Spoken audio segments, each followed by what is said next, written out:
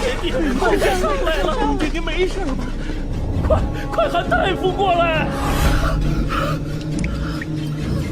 官家古装，现在是什么年代？如今是公元1127年，大宋王朝的军队腐败无能，战力日益低下。北方的女真人建立金国后，以摧枯拉朽之势，大破宋军，攻破北宋都城汴京。黄河以北的大量土地和城池被金人侵占，中原腹地惨遭劫掠和屠杀。宋徽宗、宋钦宗二帝被俘虏，3000黄金贵胄及数万百姓被金军驱赶北上，成为奴隶。这是中华历史上惨痛的异族入侵，后世称之为靖康之耻。在历史的洪流中，大宋王朝本该由皇室康王赵构继承天子之位后，退缩江南，苟安一隅，将覆灭屈辱的过程拉长100年。但是一个意外，却让一切都变成了意料之外。大夫说，官家坠入井中的伤势已然无碍，行在停留明道宫多日了。太后也遣人向扬州询问了数字，定都佐证等事宜都需要早行定夺，否则难于和金人议和。万一再生枝节，引起纷争，行在这边实在难以应付。官家还是要尽早启程啊！我居然真的穿越了，还穿成了皇帝，但我真的怎么也高兴不起来。毕竟，我是穿到了那个与秦桧合谋，害死了英雄岳飞的千古罪人赵构身上。好歹我也是21世纪的当代大学生，待业好青年，我可不要变成赵老九这种臭名昭著的烂人呢。没融合到赵老九的记忆，这些家伙我是一个都不认识啊。不过有一点我听明白了，他们都是跟着赵老九想要南下逃跑的投降派。到底该当如何，还请官家示下。朕乏了，出去透透气。这些事，日后再议。康大官，官家倒是不再哭闹胡搅，但似乎全然不认得咱们了。别大惊小怪，官家只是伤了头，有些许错乱罢了。你看官家气色依旧，口齿言语也清晰，过些时日定能恢复如初。杨仪中会随时报告官家的状况，尔等无需操心，务必要严守消息，不可让下面产生乱七八糟的传言。那里就是御营了，去看看古代的军队到底是什么样子。一群瘪犊子玩意儿！老子把你们从延州那旮瘩带出来，从辽阳府一路杀到这里，你们为个马都出差池？都快隔着1000年了，这母亲的口音是东北老铁啊！干啥啥不行，吃啥啥没够。官家，各位不必拘束，朕就是来随便看看，了解下军中情况。都起来说话。官家，听闻官家喜好御射，自乃队中收藏的辽北良弓，小人斗胆，恳请官家一试，点评鉴赏。也好，朕就在营中更衣，试试此弓。赵老九这身板真不错，比我原来结实多了。可惜空有一副好皮囊，内里却是个贪生怕死的草包。现在换成我，怎么也得做点什么，才能对得起这份机缘。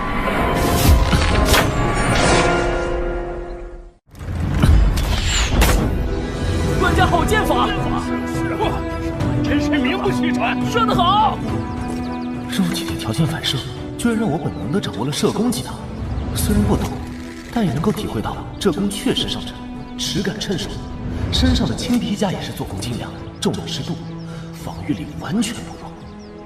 这将领的甲胄更是威猛沉重，一看就不是凡品。这士卒气色红润，队伍中也不乏身高体壮之人，着下率更是能够达到7、8成。这军马膘肥体壮，相当健康，说明饲料充足，带养良好。官家为何叹气？难道是这弓有不妥？不，我只是突然想到，咱们大宋将领卓群，士卒精壮，为何就落到了今日的地步？真倒不是责备各位，真要追究，也该声讨这做皇位的。金兀术的大军想必很快就会追来，有机会的话，我倒是想亲眼见见，这金军是否真的有3头6臂，不可战胜。金军当真有来了？可不是已经议和了吗？也对，他们不知道历史的发展。金人贪婪无度，欺软怕硬，怎么可能放过大好的劫掠机会？官家，不是微臣说话丧气，但微臣确实和金人交战过。想当初我们还是常胜军，1万多的骑兵，甚是雄壮。本以为能与金人抗衡一样，但真打起来，几乎是一触即溃，屡屡战于一半。在我等败军眼中，竟然犹如恶鬼一般，悍不畏死，嗜血残暴，所过之地，无不尸横遍野，寸草难留。不要！士兵又来了！不要杀我！老子不想死！不好，保护官家！杨将军，糟了，拉不住了！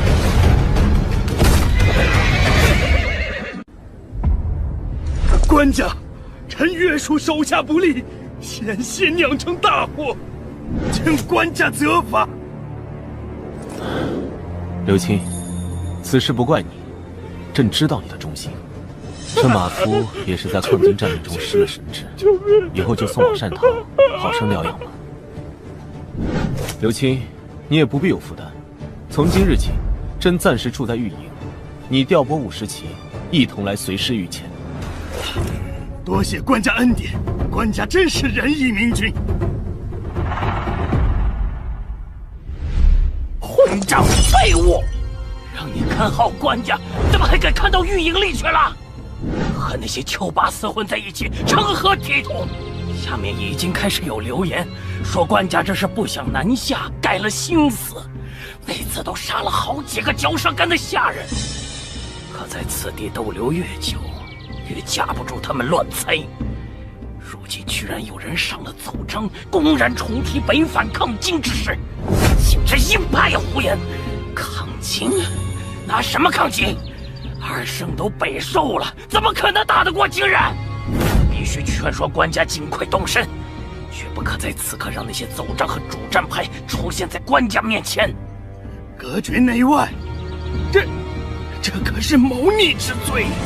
蠢货！这都什么时候了？如果官家真的改了心思，我们的地位绝对保不住。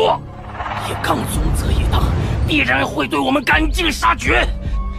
荣华富贵只在江南，不管用什么手段，都得熬过这一关。哼，区区一个阉官，还真把自己当内相了。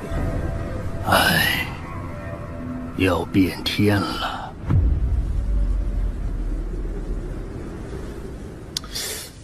这毛笔用着可真费劲。据说这赵家父子治国不怎么样，说话却都是一流，可得小心别穿帮。目前的情况是，以康律为首的5人控制了整个投降派小朝廷。我的反常状态应该引起了他们的猜疑，所以刻意把我和群臣隔离开来。我若是要主动出击，不单得笼络好师星队，还要尽快接触文武百官，看看有哪些可用之人。岳飞和韩世忠现在应该还没混出头吧？主战派还有谁来着？可恶！如此下去，别说抗金了，我怕不是得做一个被架空的糊涂天子了。朕的心腹都在哪儿啊？官家，臣在。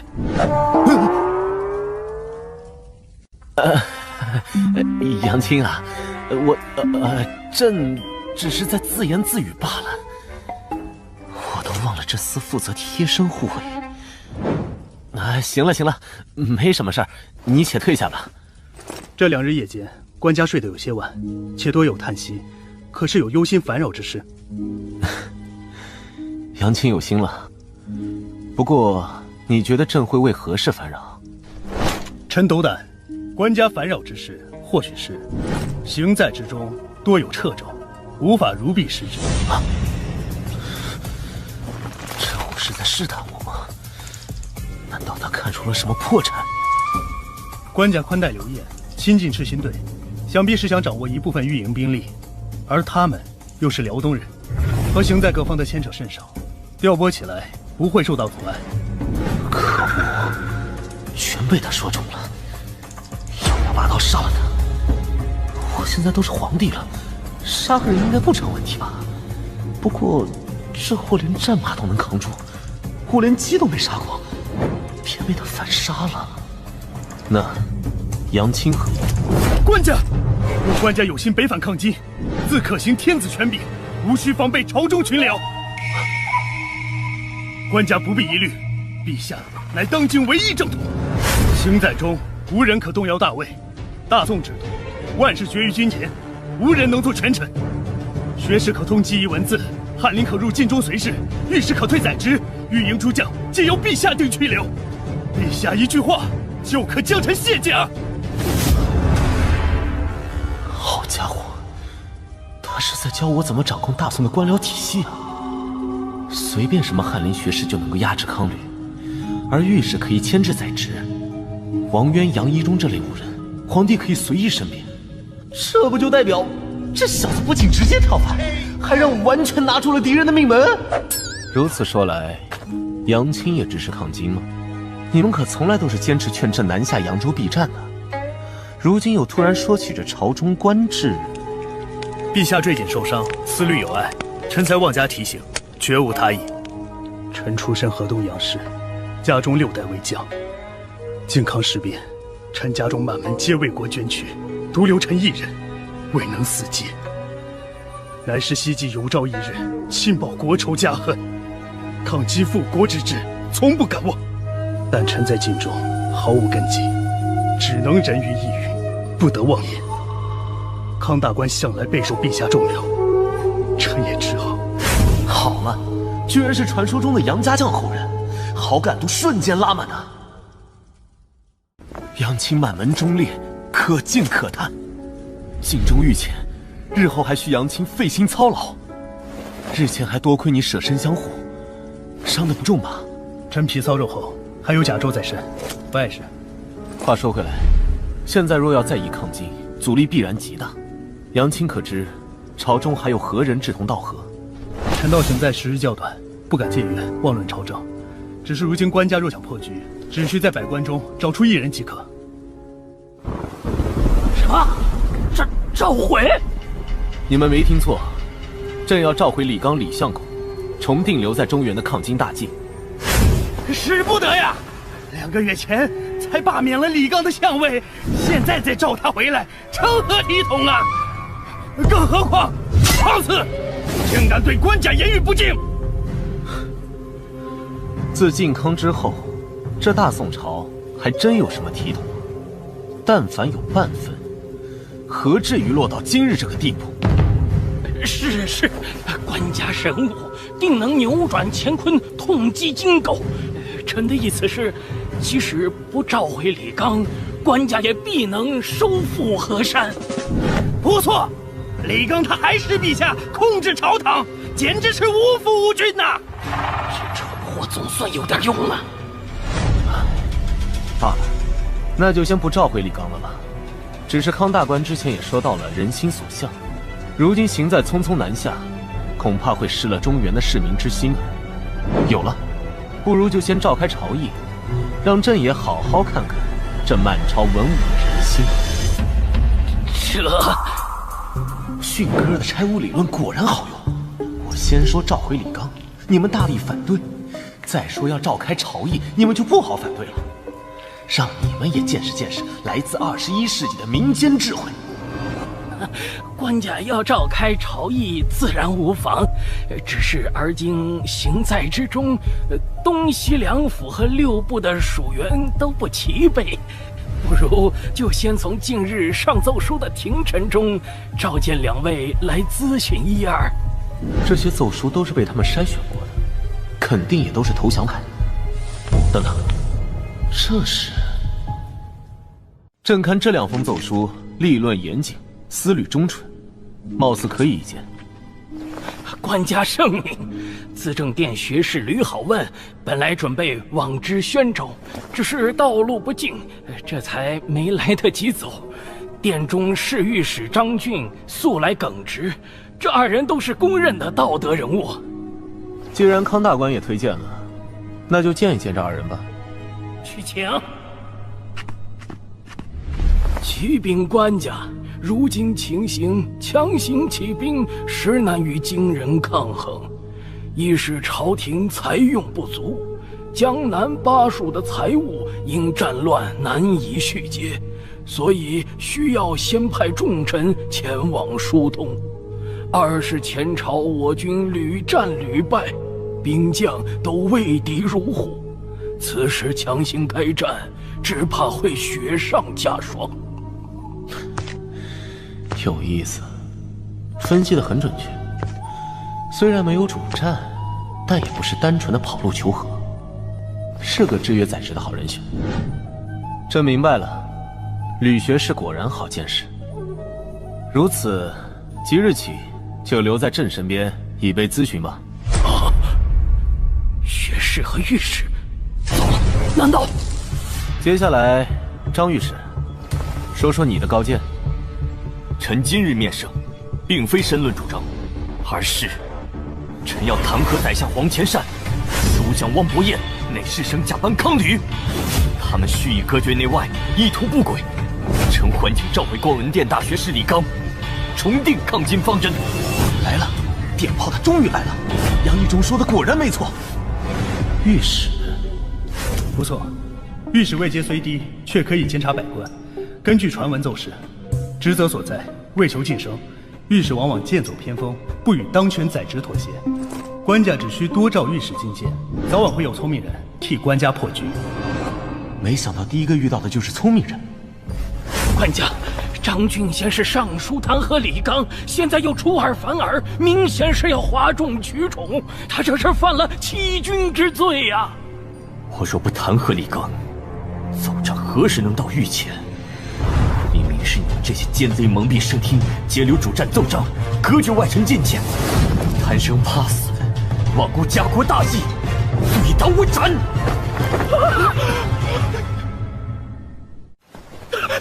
国家明鉴呀，臣等一片赤诚之心，全是为了官家呀！哎，康吕，事到如今，你也莫要再狡辩。奏章之事，一查便知。我等确实铸下大错。王伯彦，你在胡说什么？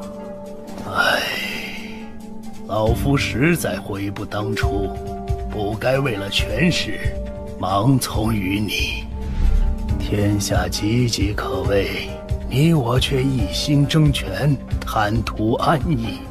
你可忘了，自己的地位全然仰仗天子圣眷，而天子位尊却是基于江山社稷，天下市民啊！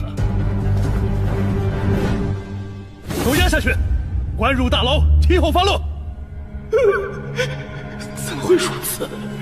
昨日我还是百官之首，宰相都要看我脸色，杨义忠这厮还得被我撑伞，其他文官武将最多受到贬斥，只有我肯定会被处死啊！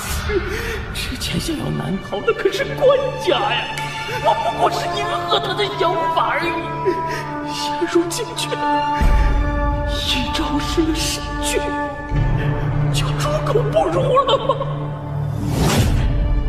圣眷不是我们隔绝内外，是官家被要挟附体了。2日在京中，我亲眼看见有妖物，一定是妖物夺了官家心智，否则怎会如此？大官，你我相识多年，我答应和你去扬州享受富贵，就是圣明天子，决心留在中原抗金，变成了要挟。咱们之间何至于此？竟敢怨对天子，插出去！不，官家！本想留他一条性命，可惜。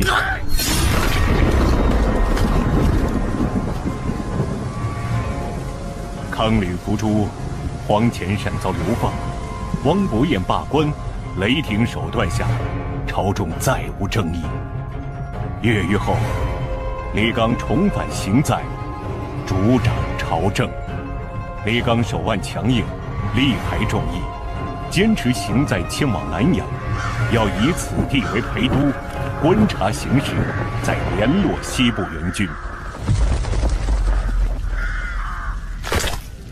我听说前军的路线临时做了调整，这可和计划的不一样啊！你想做什么？入主？小鱼小虾杀的再多也是无趣，我要南向青龙。区一个丁进，居然能阻隔行在多日，这些武人真是懈怠。刚离开亳州，就遇到叛军丁进占据颍水，不得不在扎营停步，也难怪李相这么生气。我意已决。首先，行在不可不兵，在京东2路剿匪的御营使司刘光世不可妄动，可调左军统制韩世忠来此平叛，再调后军统制张俊前往寿春接应。诸位以为如何？此乃老臣之见。官家以为如何？官家以为如何？啊，就依李相所言。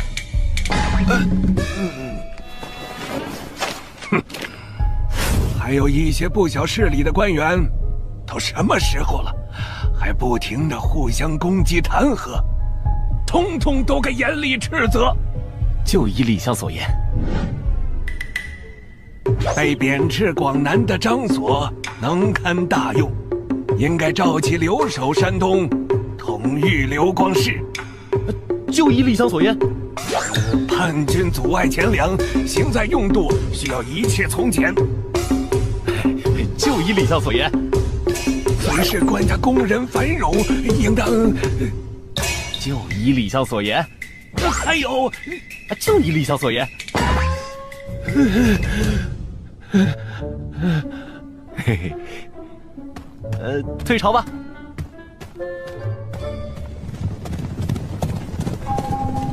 看来赵构对朝中主战派的伤害真的太深了。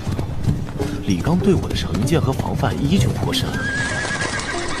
远在东京留守的宗泽也是如此，一再上表要我重回东京。他是生怕赵构逃得太远太快，才不得不发表如此激烈的言论。现在我想要抗金，却是没几个人会真心相信。官家，前方已是界沟阵，人多嘴杂，还请官家放心，朕知道分寸。朕只是想看看。没错，我看到的一切不是穿越的幻象，不是空洞的陈词奏章，不是听起来感到麻木的数字，只是还未被战乱蹂躏荼毒的人间烟火。好香！哲远，你再迟些回来，我们都快要饿死了。身为御史中丞，也得按时吃饭啊。官家给每个人都发了僵持，你们却好意思跑来我这里瓜分。反正托你的福，我们都难得在吃到姜上，必须搭配烫酒。满饮，满饮。此次行在才买得了僵持，听闻官家分毫未尝，尽数分给了百官家眷。如此圣天子德行，可媲美古之明君。那李相公却咄咄相逼，不仅在朝堂上，还是官家，还抨击官家外出扰民。等行在安稳于南阳之后，他若依旧如此无度，我定要狠狠弹劾于他。袁振兄多虑了，李相没那个野心，也没可能成为权臣。以李相为首的主战派，之前受到太多打压，如今起复，心里有不满和猜忌也属正常。若不能容忍李相的跋扈，如何能让满朝文武相信，官家如今是真的想要抗金？其实官家真要表现抗金决心，就应该立刻北上，御驾亲征，浴血杀敌，迎回2日。大事不好了！金兀术来了！张大人、胡大人，李相命你们速去参加朝会。张大人，李相命你即刻出发，催促韩世忠进军。黄河下游，金兀术大军兵力5万不止，现已渡河，直指京东东路。自梁上坡往东，黄河沿线全线告急。可恨，怎么如此快？为何被人阻拦？谁敢拦？谁又能拦得住？金军势大，我们绝技不是对手。还是快派使臣前去议和，多少拖些时日。还议个屁！早该快些南下才对。闭嘴！适才主张南逃议和的，再有此投降言论者，一律罢免。还有胡说什么北上迎战、御驾亲征的，统统罚俸半年。金军距离行在还远得很，都慌乱什么？此事我一有决断。金兀术此番孤军渡河，必不会过于深入。我料他应当是想在京东东路劫掠一番，只要着令刘光世、张所死守坚城，避免野战，等金人抢去那些金银财货，总会退去。诸位可有异议？我有异议。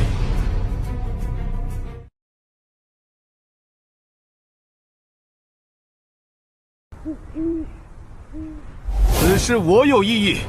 官家，金人断不会只出一路军马，金兀术也断不会止步于山东。金人建国不到15年，骤然膨胀，内部权斗必然激烈。开国皇帝阿骨打死后，却是其弟吴乞买继位。但阿骨打的那些皇子早已成年，他们势必会觊觎皇位，而皇子之中，尤其这位4皇子最为跋扈。完颜兀术此番南下，又岂会满足于区区经营？兽群争斗，上位者不但要善于厮杀，更要长于狩猎。猎物的优劣多寡，更能佐证兽王的地位。诸位也是从东京一路过来，为何还会抱有侥幸的幻想？说直白些，朕这颗脑袋才是金兀术最想要的猎物吧？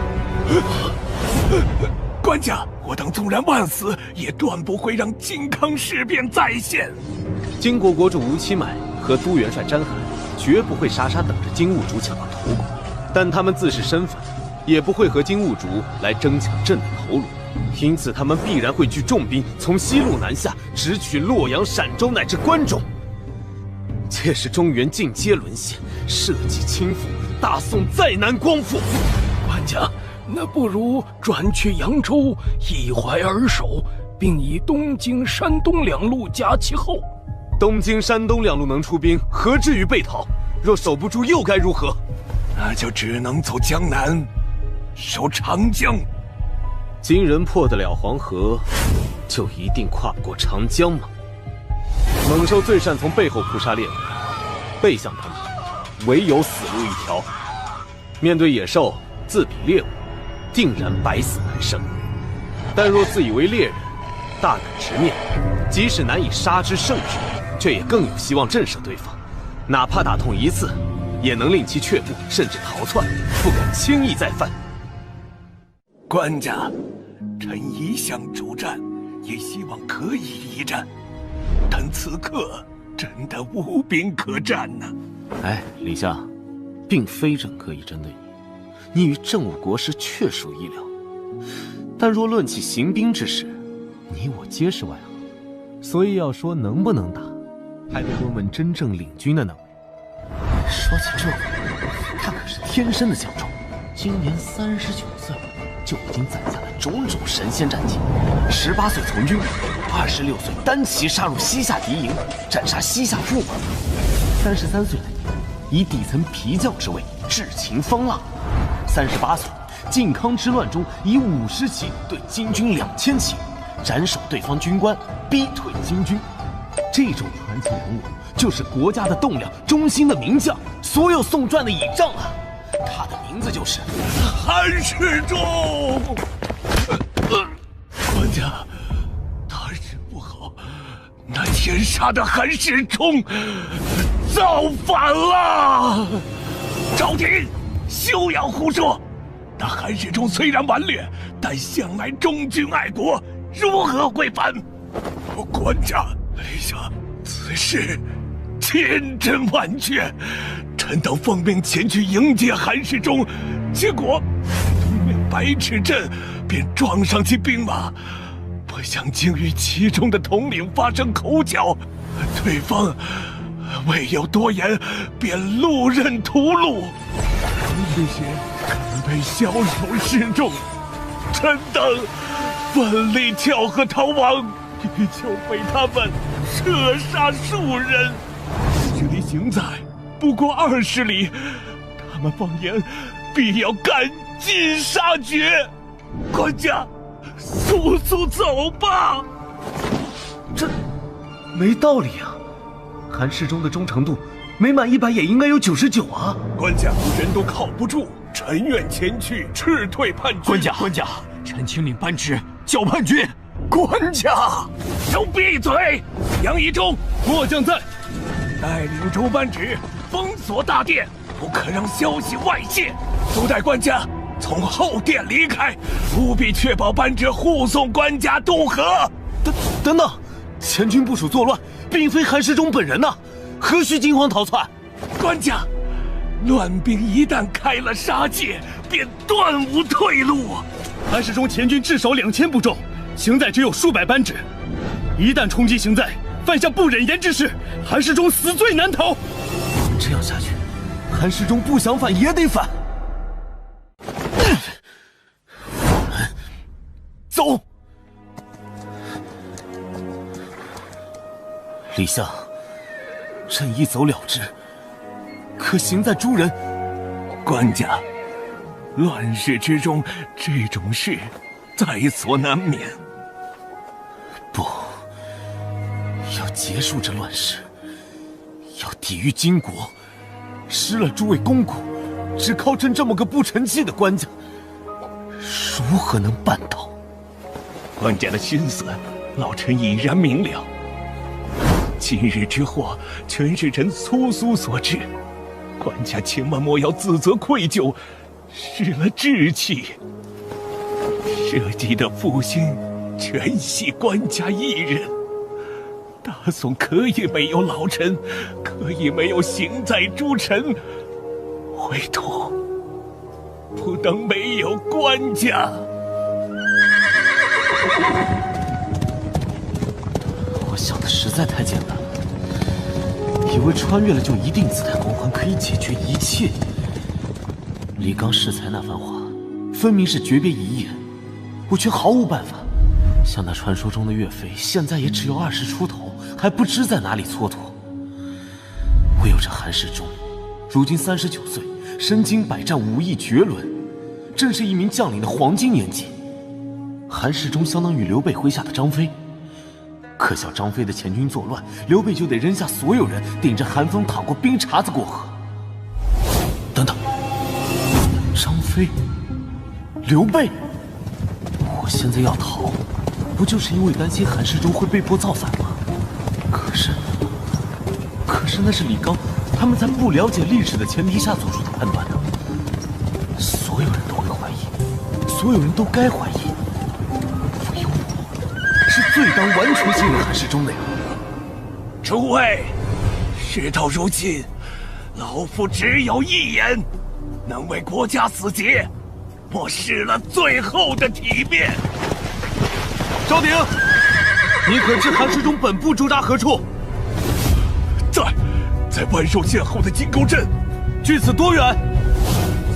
40里。杨一中，带他上马。是，给我匹马，我也去。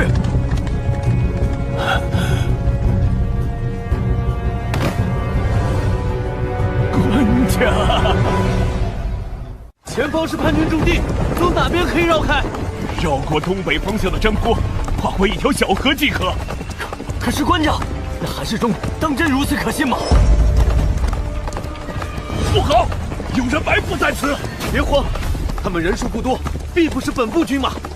诸位可愿信朕？立无悔，追随官家。很好，朕义信韩世忠必不负朕。杀！什么？行在来的使者？哼！这些行在的老爷们儿真是聒噪，屁本事没有，就知道吹。有能耐去找叛军唧唧歪歪呀！你们这些蒙儿，回去告诉那些老爷，老子明天就会赶去行在护驾。再敢三更半夜扰俺清静，小心！领头的红袍怎么有些眼熟？难道良臣韩青，朕的御营左军统制，韩世忠麾下前部造反，杀了朕的御史。朕被逼无奈，走投无路，只能够抛妻弃子，扔下行在文武，来投奔你了。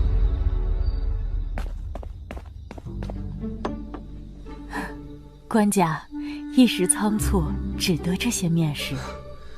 无妨，有劳韩夫人了。好吃，来，诸位，动筷子呀！这汤饼又长又宽，味道极佳。这厨子怕不是韩青从绥德老家专门带出来的。哈哈哈哈哈！官家居然毫不紧张，这气度，这胸襟。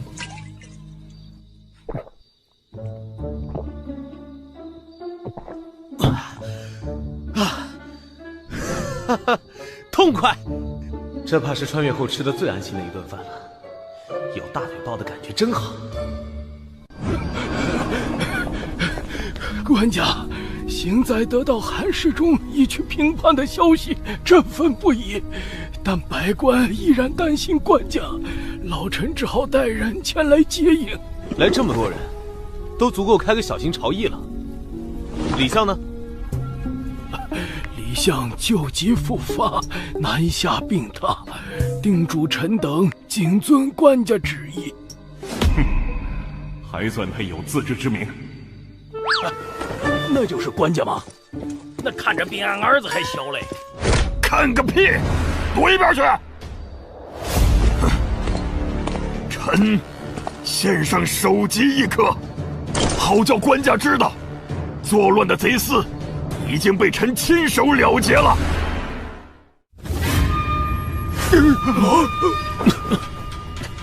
这么快，怎么平呢？该死，我才刚吃完呢。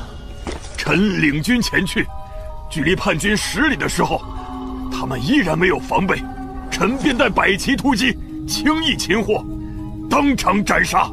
那他们为何作乱？据说是因为行在要求所有平乱，所获都要先行上缴，再行分配。这些贼厮乃是降军，不懂规矩。请官家放心，臣素来知道行在清苦，一路上连道祖、佛祖身上的金粉都刮了。此次战力，臣一定不会贪墨，尽数上缴行在。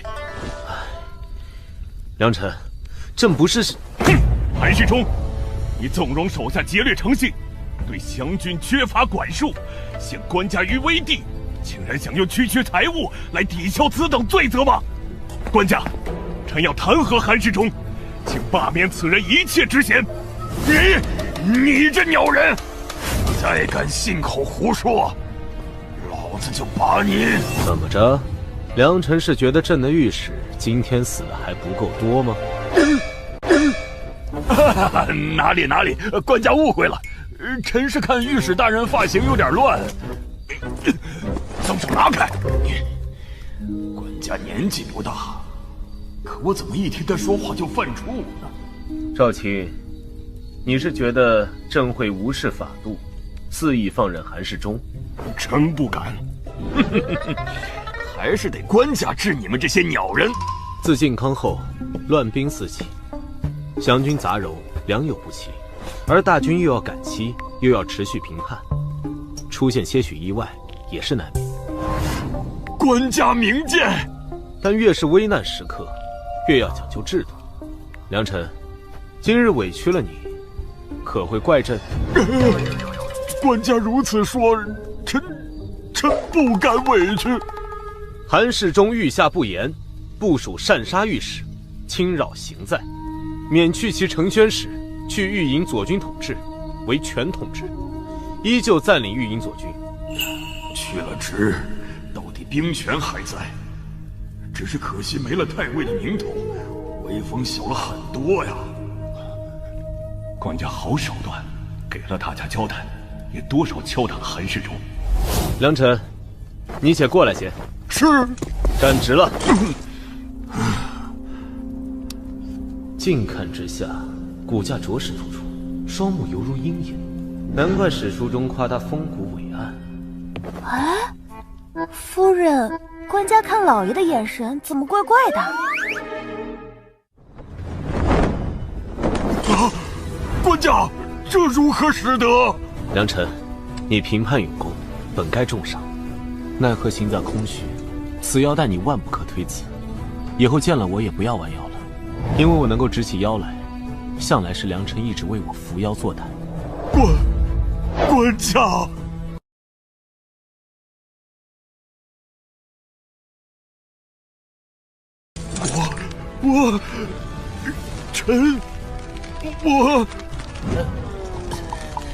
我的手要断了。至于区承宣使，何必多想？你我君臣相逢，无非事成事败。若将来事成，难道朕还不如唐朝天子对郭子仪，舍出个郡王与良臣做又如何？郡王，郡王。官家冒险突破叛军阻碍，看似鲁莽冲动，实则直破官腔。对执掌大军的将领，表面维护，实则敲打削权。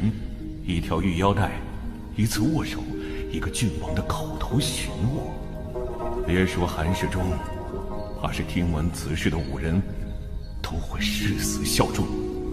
如此胆识，如此心计，如此手腕，得此认主，是上天在庇佑我大宋社稷。良臣，为何要摘下来？官家赐予的宝贝，可不敢带着上阵。臣这就连夜去平了丁进，为官家拔除后患。良臣，大可不必。区丁进之流，刘正彦他们再无能，早晚也能够平定。朕如此倚重良臣，岂会杀鸡用牛刀？正好，吕相等人也都在此。朕想问良臣一句：逃了这么久，朕委实不想再做丧家之犬，我们能否与金人正面一战？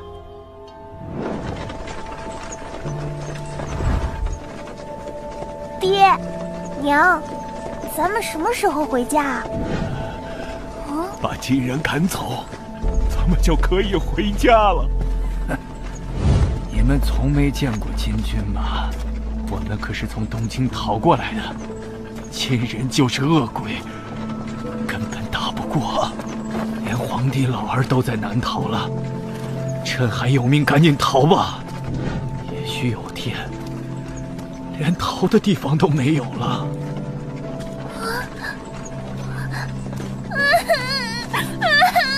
我要回家，我要回家。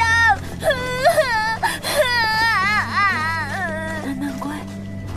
建炎元年冬，金军再度发兵南下，知济南府刘裕献城投降，淄州知府赵明诚弃城而逃，青州知府张侃被杀殉国。赵宋官家携东京2路难民、壮丁、府库及市民，转向淮水、寿州避战。队伍太庞杂了，官家这是要效仿刘玄德，携命渡江啊！只是难得官家如此深信，大部分人却还说官家是要南走偏安。今日已经多起纷争了，难民之间的，官军劫掠的，氏族冲突的，死伤颇多。也不能怪他们多想，毕竟谁都知道，南阳才是坚守中原的要地。现在改道去了淮上，官家还让李相先带着皇家亲眷先行去了扬州，稍有动荡，就能直接过江偏安，再难回头了。唉，可又有什么办法呢？谁听了那话，都不会敢再去南阳直面金人了。我们能否与金人正面一战？官家，臣不是个怕死的人，今日受了官家如此恩典，更不会惜命。但臣也不能信口胡说，辜负官家的期许，平白折损更多士卒。如今的情况就是，我军和金人之间的实力差距悬殊，金人一路南下，气势如虹，平原野战无可匹敌。即使臣等集结所有大军，数倍于敌，正面交战，也绝对毫无胜算。唉，真是何其讽刺！我这种历来主战的人，看到官家终于放下出战的念头，自然是松了一口气。可又担心官家真的会过江偏安，但打又不能打，逃又无法逃，究竟应该何去何从呢？你们不要小觑了官家，可别忘了，官家与韩世忠最后还有一番言语。既然如此，连良辰米洞，假如依靠水师地利防守呢？依然很难。我军已对金人畏之如虎，战力不是靠环境能弥补的。不过，如果仅是针对此次金兀术的南侵，或许还有一丝机会。只是官家务必需要说服一人，让他与臣配合。张中丞，张中丞，呼延通部署将官劫掠难民士卒，引起巨大骚乱，死伤数十人。官家下令务必查清，首恶当斩立决。呼延通可是韩世忠留下的心腹啊！明仲、元振，你二人最为公正，务必顶住压力，为官家明正典刑，再不能多了士气。是。等等，在引领安顿难民士卒过河后，务必信任官家的抉择，千万不要留在后方。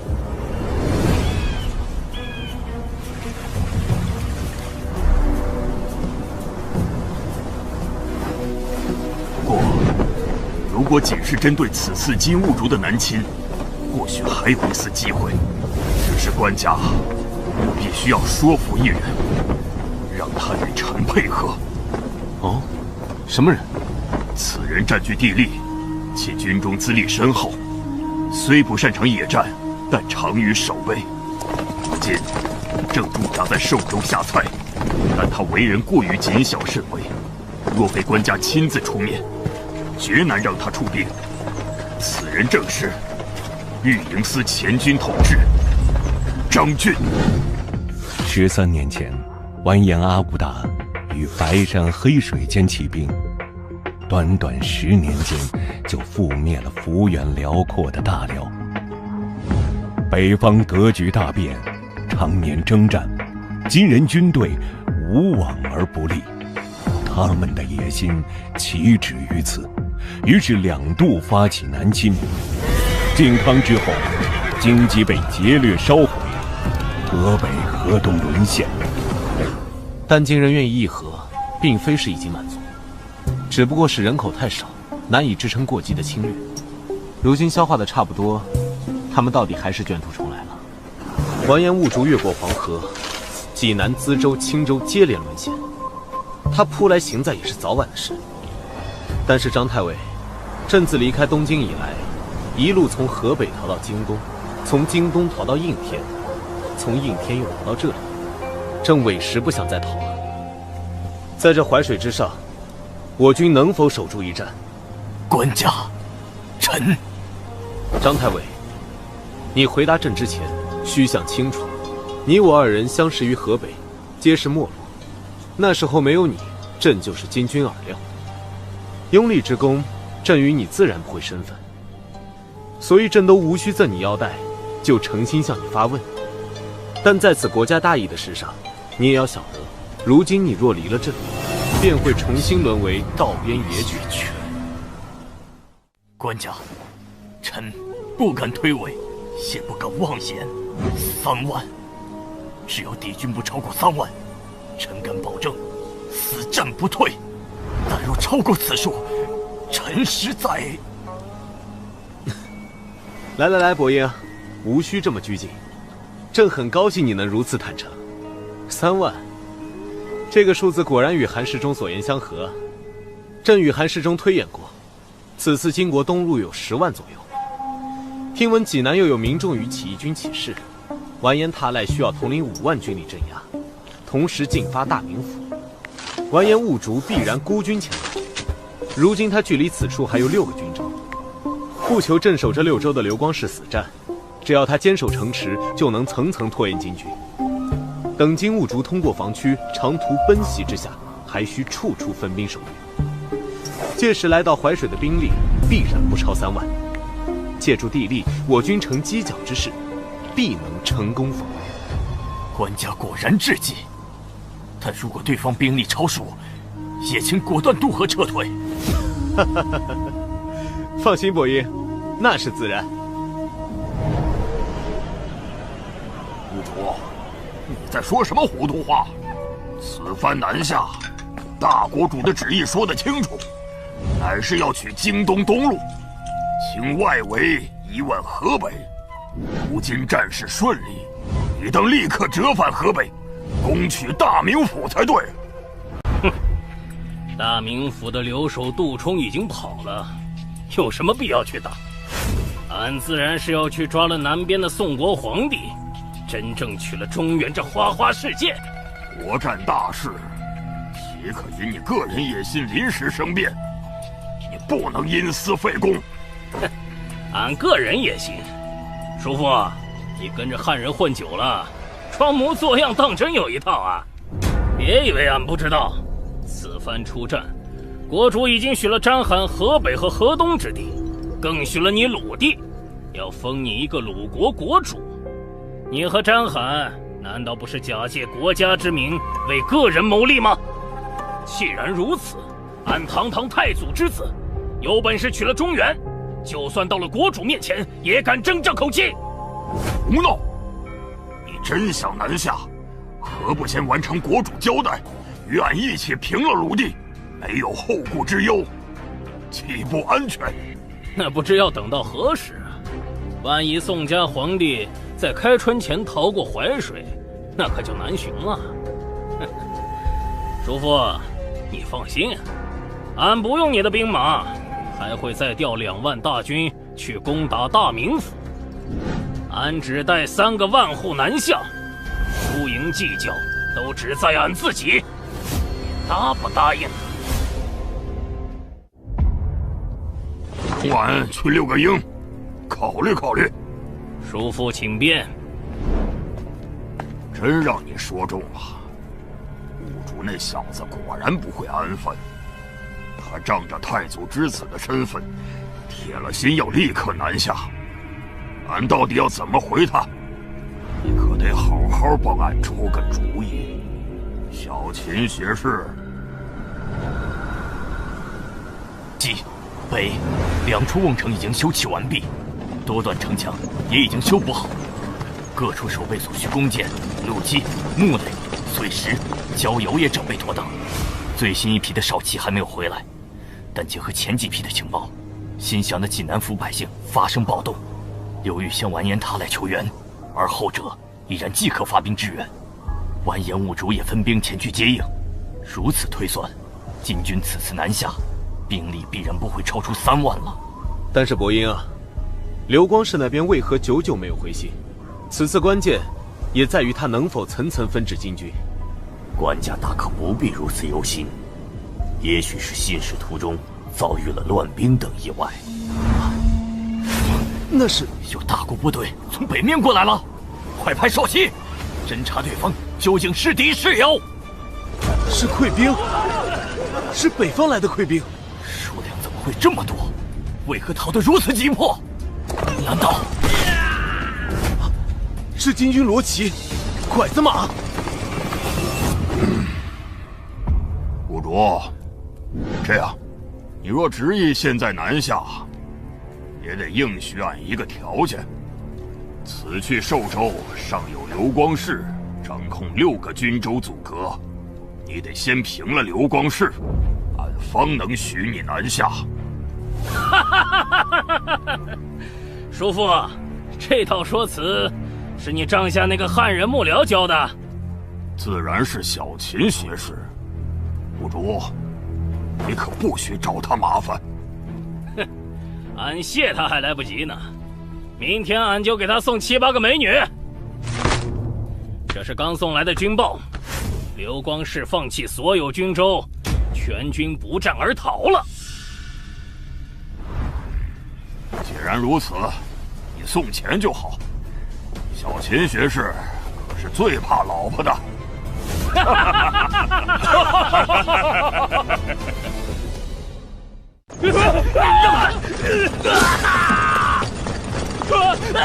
救命！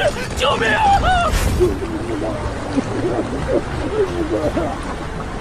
混账！溃兵足有数千，金人不过数十骑，居然就被如此驱赶屠戮，宁可跳河被冰水冻死，也不敢回身拼命啊！居然畏惧金人到了如此地步！官家，臣这就亲自领兵，驱赶金人，收拢溃兵，查清状况。来人，备马！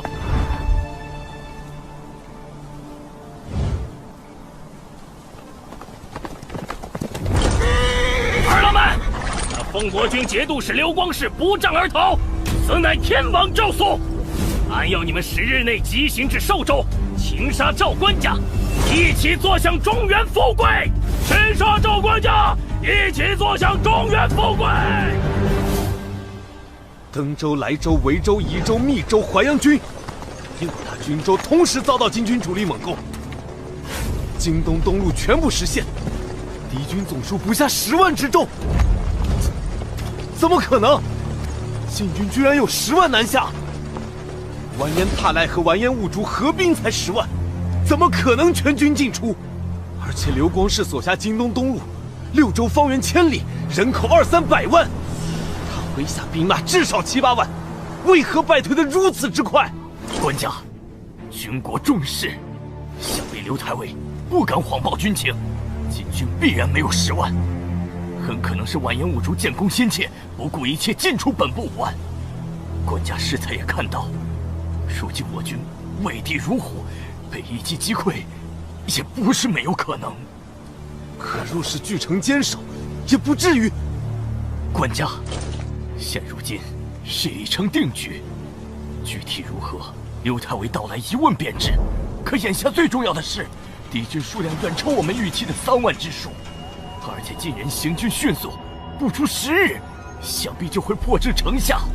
官家，请快做出决断，放弃此战，即可渡河南下吧。是去扬州暂避也好，甚至渡过长江也罢，臣一定为官家坚守下蔡，争取更多时间。渡河吧。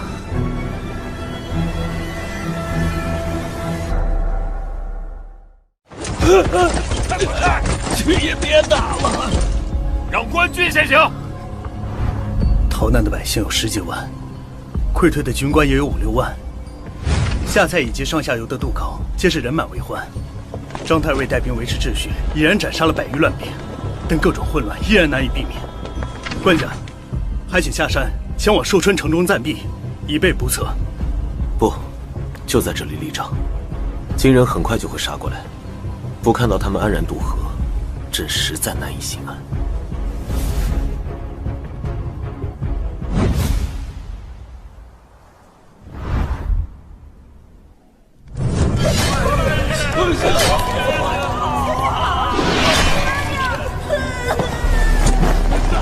别抢我东西啊！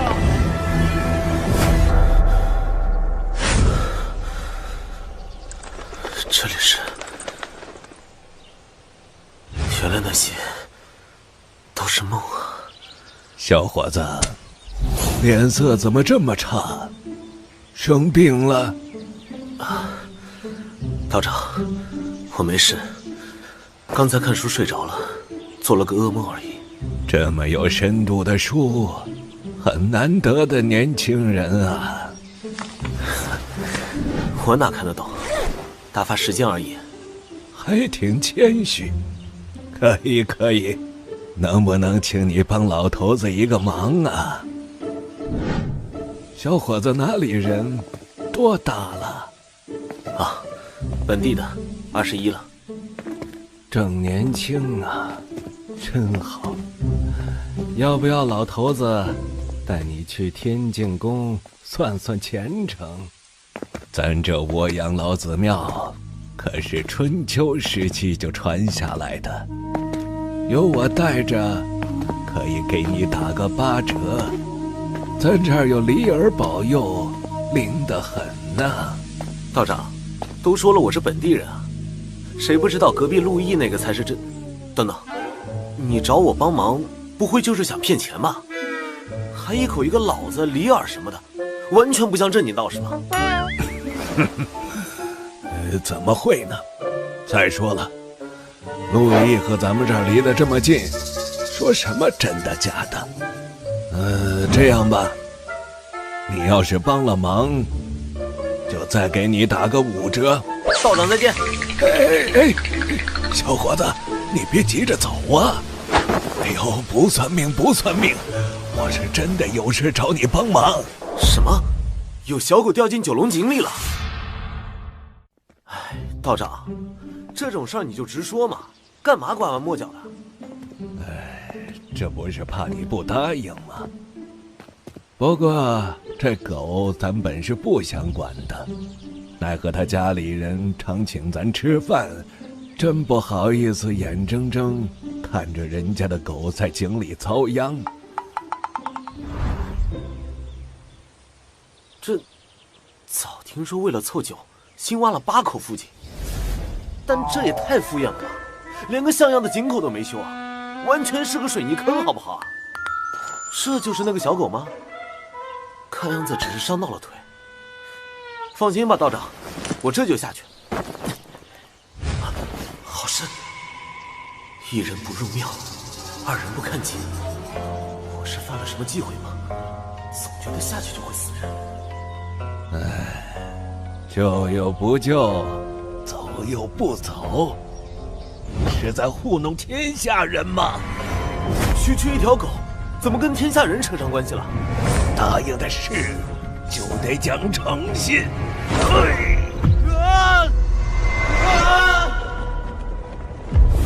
这是……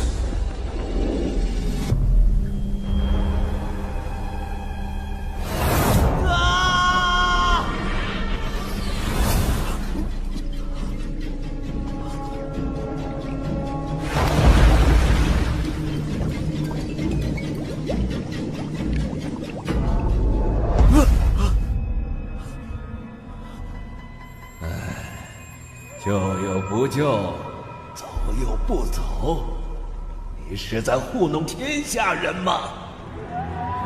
沙滩起火了！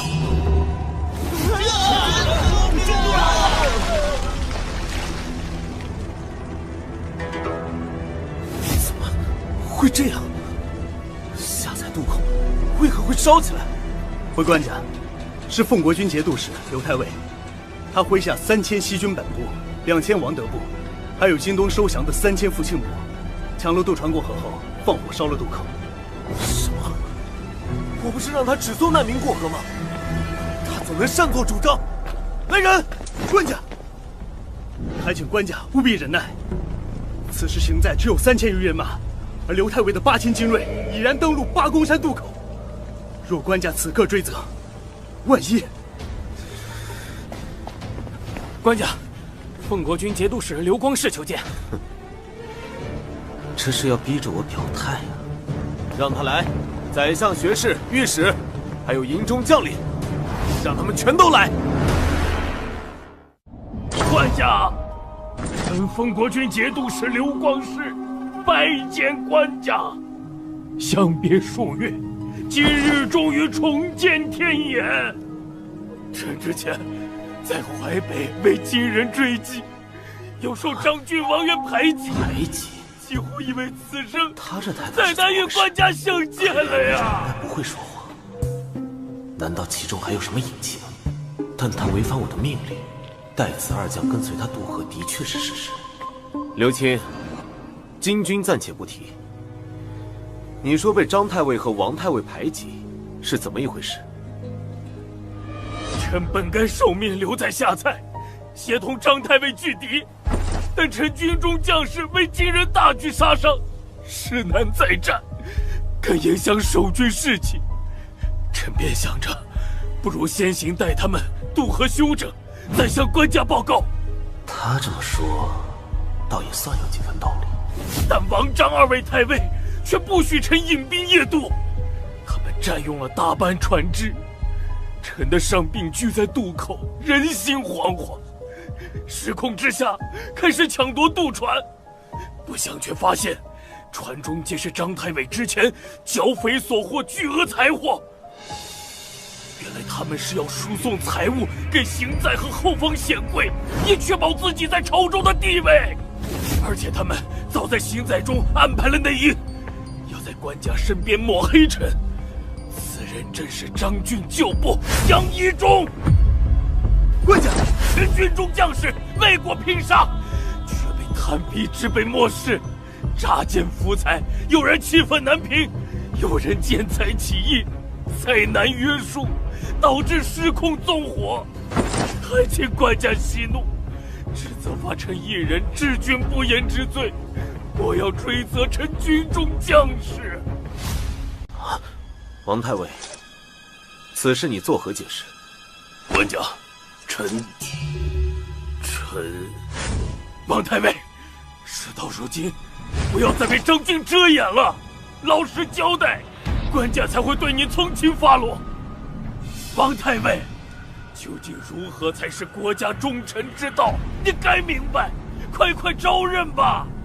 官家，臣无能，臣有罪。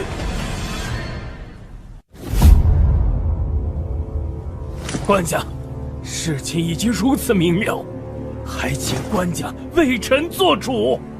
诸位，吕相公、汪相公、张忠臣，你们的看法呢？一反常态的全体静默，看来他们多少都知道这是怎么回事，否则早就吵翻了天。连张俊这种嘴炮强者都放过了这个机会，还有人频频偷看帐外的王德和傅庆。而王渊这个被告自认有罪，却不多做分辨，还不跪不叩，明显不是认罪的模样，就差把委屈二字刻在脸上了。看来他们都觉得事情的真相不重要，重要的是眼下刘光世主力尽数渡河。刘光世虽然没有拥兵自重之意，但却有拥兵自重的实力。可这刘光世不准备造反，他整这么一出是图什么？只是打了败仗而已，宋军打的败仗还少吗？等等，主力部队能够对抗张俊守军，还能够顺利渡河，说明编制未乱，战力犹在。这根本不是溃兵该有的状态。难道他不是战败？他根本就是不战而败。官家，韩将军有文书送到。韩世忠。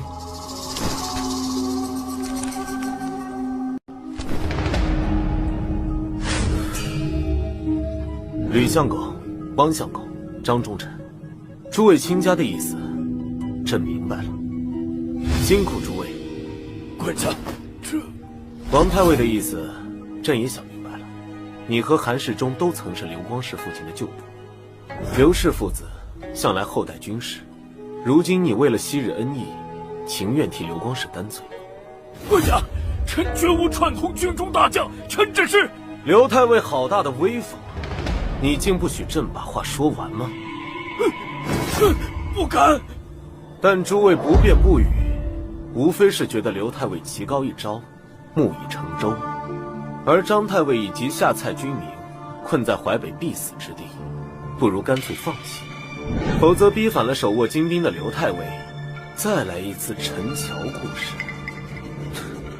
官家明鉴啊，臣为师冤枉，臣岂敢！你若再敢打断朕说话，朕就当你是想要这张烂椅子了。想说话，就先领刀把朕赶下去。臣不敢，臣不敢。哼，你当然不敢。但凡你还有半分胆气，也断做不出这种荒唐事。韩世忠已经查清了北方战事的真相，你执掌6个军州，方圆1000里，人口100万，兵马7、8万，却连金军的面都没见到，就闻风而逃。可你不敢战也就罢了，却敢谎报军情。3万敌军，你夸大到10万。为了掩盖自己的无耻罪行，你更是不惜构陷同袍。你自作聪明，拥兵胁迫行在，当真以为朕会姑息你吗？王德、傅庆，你2人上前来，回答朕，太尉与天子孰大？自然是天子。很好，那么麻烦2位亲家，帮我拿住刘太尉2只手。官家，臣知罪了。臣只是因为官家也不想打，所以才揣度错了圣意，但臣忠心一片啊！官家饶了臣吧！官家万万不可呀！哪有堂堂天子亲手杀将的道理？官家收了他的兵权，或者监押流放也可。臣官家以国家制度为重啊！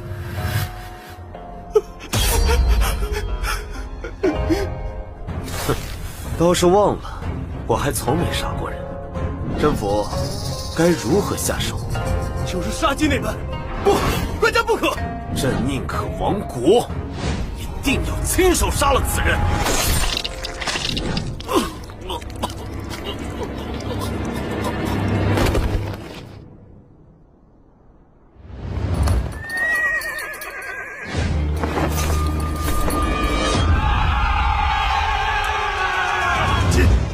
果然来了！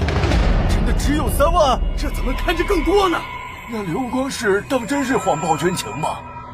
官家着手做得过了，这坏了大宋制度啊！临战之时杀了自家大将，算怎么一回事啊？是啊，万一当时王德和傅庆没有被官家拿捏住，他2人好歹算是中枢的，但刘光世本家那3000兵马呢？一旦哗变，该当如何呀？都是小事，你们别忘了，如今各地评判将领多是西军出身，都受过刘家的恩惠啊。什么声音？是山下大营传来的，难道真的哗变了？官家到！都别慌，只是士卒喧哗鼓噪，又不是造反。朕已派杨清去探明状况。禀告官家，山下大营并无大碍，王德和傅庆安抚了大部分将领士卒。刘光世的亲信虽然颇有不忿，但目前看来并无作乱之意，只是还有些不服管制、鼓噪不停的下级军官和士卒。表面上是为刘光世鸣不平，但其实是想在作乱前讨要赏赐。这朕倒是略有耳闻。西军素来有层层克扣军饷的传统，中底层的兵卒军官只得以这种形式多讨些银钱。只是不想国难当前，他们已然无法更改陋习。若朕坚持不发赏赐呢？官家万万不可！如今军中没有宿将坐镇，士卒们很容易就会被煽动闹事。是啊，官家，此事不同刘光世一人，万一哗变，就算不造反，也会全营溃散难逃的。放心，既然如此，就发给他们赏赐。朕岂会令西区财物？而且不光要照例赏赐士卒，传朕旨意，将王德提拔为统制，领此地刘光世旧部3000兵马，各地汇集来行在的物资和财物，也通通作为赏赐，发放给周边评判的将领，把带头闹着要赏赐的军官们都集结起来。朕要在大帐中亲自给他们发。官家英明。陛下，请再核对一下这批财物的清单。官家这次从善如流，懂得安抚人心，真是不容易呀。若是早些听我们的，不杀那刘光世，省了多少事。你们当真以为官家是年轻气盛，一时冲动才杀人吗？算了，就当老夫杞人忧天，希望不要再出事端吧。还是张哥厉害，时机抓得简直绝了。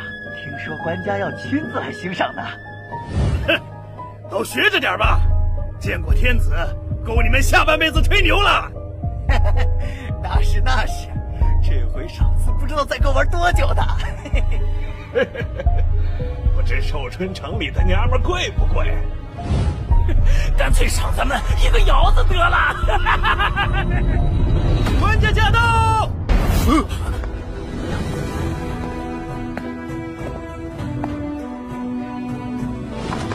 如今军中规矩，见了天子竟然不用行礼吗？快官家！不愧是官家亲赏，这么多财货！诸位，赏赐就摆在这里，朕绝对不会亏待各位。但是朕的钱，你们不能白拿。国家危难之际，敌军兵临城下，你们却趁机鼓噪要挟，不给朕一个明白的说法，这钱你们拿着不觉得烫手吗？官家，臣郑永贞从军10多年了，请容臣替大伙给官家讲讲。咱们真不敢要挟官家，只是这都是军中传统，不这么干，只靠军饷，大家伙根本不够活的。而且咱们老家先被金人回了，发饷的刘太尉又被官家宰了，身后无退路，眼前没出路，不得已，只有求些眼前的福财，方能安心。此事乃是臣带头，请官家莫要追责他人。拿了钱之后呢？是要战，还是要逃？得了官家赏赐，自然是要为官家卖命。要战要逃，臣都追随官家。很好，可还要替刘光世抱不平。这，臣不敢妄议官家决断，但刘太尉只是有些胆小，绝无什么坏心。也是多亏刘太尉，臣等才能活下来。只要能活下来，就什么都无所谓了。官家，臣等区区马前卒，无力左右大事，但身负家乡父老之仇，也绝不是贪生怕死之辈。只是不想死的窝囊，就算是死，臣也希望是在一场胜仗中死。那朕就等着看你们接下来的表现。但刘光世一事，休要再出头。既如此，开始分发。官家，臣斗胆，另有话要说。何老四，张哥，你可别擅自替所有兄弟定了前程，我等自有别的主意。无妨，今日大家畅所欲言，说吧。何老三这是看官家年轻，脾气又不错，想趁机多讹一些呀。原来如此啊，这小子胆子真肥呀！官家仁厚，但臣等人从延安府到河北，再到此地，虽无太多功劳，但也挣得足够苦劳了。有不少兄弟和臣一样，着实不想再打仗了。希望官家看在臣等辛苦多年的份上，多发一些赏赐，最好还能安排个婚嫁，容臣等南下安家生活。赏赐皆是国库所出，你们想要退出军队，不再为国而战，何来赏赐可言？臣也是为官家着想，曾为军武之人，若没有家眷财物定居，难免被逼上山落草。届时为祸后方，也是影响前线战事啊。你说的在理，不过行在之中早已没有女眷，浑家的事儿正安排。愿意一战的留在这边领取赏赐，想要走的站在那边，一会儿朕从司库里拿一些财货赏赐你们。谢谢官家。这回还多亏张哥你了，兄弟们要去南面快活了。拿这么多赏赐，要小心有命拿，没命花呀！嘿，老子拿命换来的钱，花得心安理得，倒是你们一群没种的货，丢人！哼！官家，何必非要动用私库？把你的甲胄换为真。来人，替杨舍人卸甲。官家，难道卸甲？何大哥，你说官家能给咱们多少赏赐呀？哼，怕什么？给的少了，咱们还不走呢，就赖在这军中，都是自家兄弟，谁能干咱们？大不了再多拉些人，真南下去做贼。听说南面的女人可水灵了，多抢几个做压寨夫人。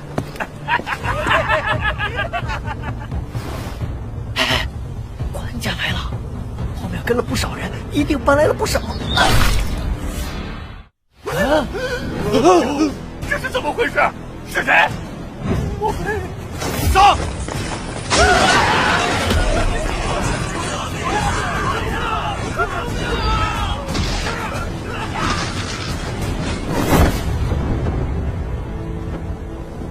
朕既然杀了刘光世，就不怕再多杀几个。从今往后，你们这些废物兵，朕亲自领了。这些首级就是朕军中第一条规矩：为君而不敢战者，与刘光世同罪。从今往后，朕要亲自掌握军中赏罚，全军赏罚一并决于眼前。这次的事，朕不再追究。你们自去军法处领10个军棍，点齐各自手下兵卒，全部去山腰集合。是，朕誓死追随官家。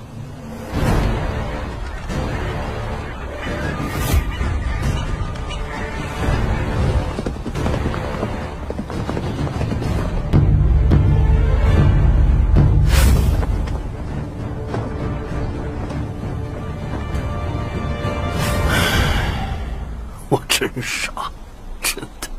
吕相，官家此次威慑之后，不但军心一统，士气也难得旺盛，为何还要叹气？其实，谁不知道官家的心思呢？以此地优势守城，阻碍金军，提升士气，稳定众人，抗金决心。可先杀大将，再杀军官，调遣老臣，孤注一掷，就真的能达成所愿吗？须知金军野战从无败绩，如今更是金兀术亲领大军，下才孤悬在外，说不定明日就会开城投降。我方才1万出头的可战之力，靠杀人威慑出来的士气，如何制胜？官家铁了心冒进，万一有个好歹，这江山可就真的……德远，我想好了，我一生都少与人争执，以往在朝堂上也没坚持过什么，但这次我真的不能再坐视官家粗暴无度的一意孤行了。就算这相位被官家拔掉，我也绝不能袖手旁观了。想什么好事？官家可是专门挑你这个脾气软的老好人来做相公，看准了欺负你不善争执，怎会放你解脱呢？吕相，莫要自欺欺人了。要是能劝动官家，谁会不劝？只是光用体统道德这些说辞，能劝动官家吗？自从官家夜奔平叛以来，行事何其果决，就连性烈如火的李相也要主动南行，对官家退让。现如今，官家更是亲手斩杀刘光世，枭首军中败类，行在之中，谁敢质疑官家？吕相，你敢说，若是一切都按照你的想法来办，当真会有更好的局面吗？不说别的，只看眼下对岸的金兵，若当真袭杀过来，该如何应对？兄弟们，都和一起杀光这些宋人他们，抓了他们的狗皇帝！王你娘的，叫皇帝！赶紧走！什么？居然败了，还死了10几个！回禀四太子，河里等人立功心切，只带了30-40人渡河，以为宋人早已溃乱，岂料那赵宋皇帝居然没跑。王德王爷差奉命出战，士气旺得惊人。哼，没跑？真的假的？好叫四太子知道，稍有常识的人都该知道，金吾道烧乃是天子大驾专用。如今那龙道正在山中，那赵宋官家自然也在。哼，给我割了这厮的喉咙！这些孙子就知道拽蒜，还什么稍有常识之人都该知道，俺不知道又如何？落到亡国降人之地，还要摆谱，真可笑！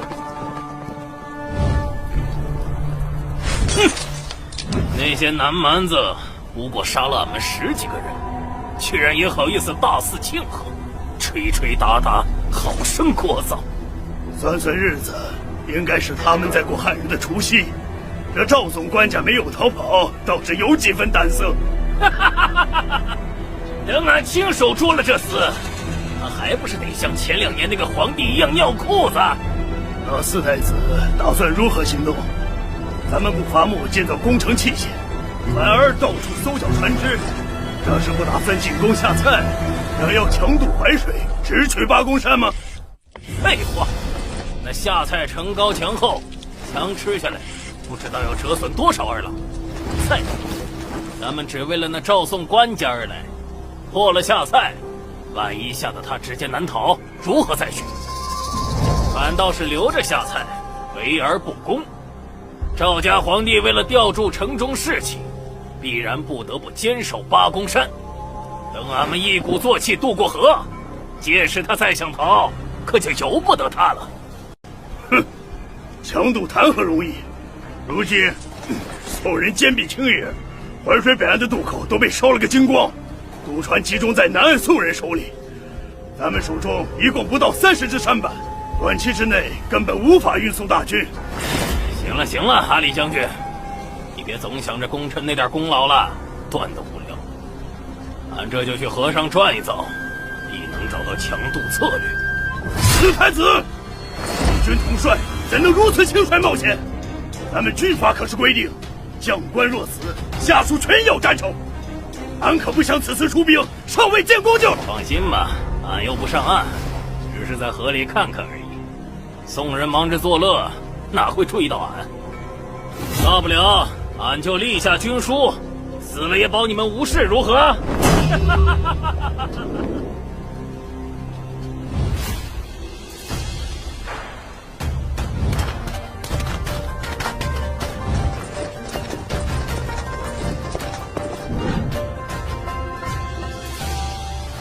官家，这鸭子好吃得紧，官家为何不动筷呢？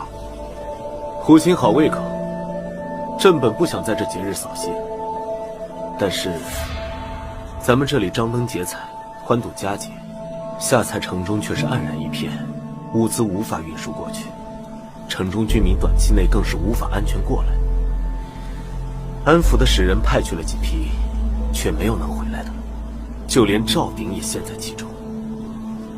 可想而知，下蔡居民是如何愤怒绝望。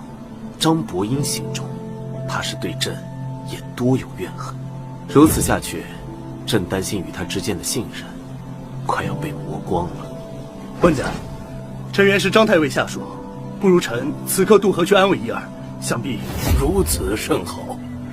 杨舍人是官家敬事，亲自前去，张太尉必然能明白官家良苦用心。也罢，那就如此。杨青，你在码头威候，朕准备一些东西，你一并捎去。是。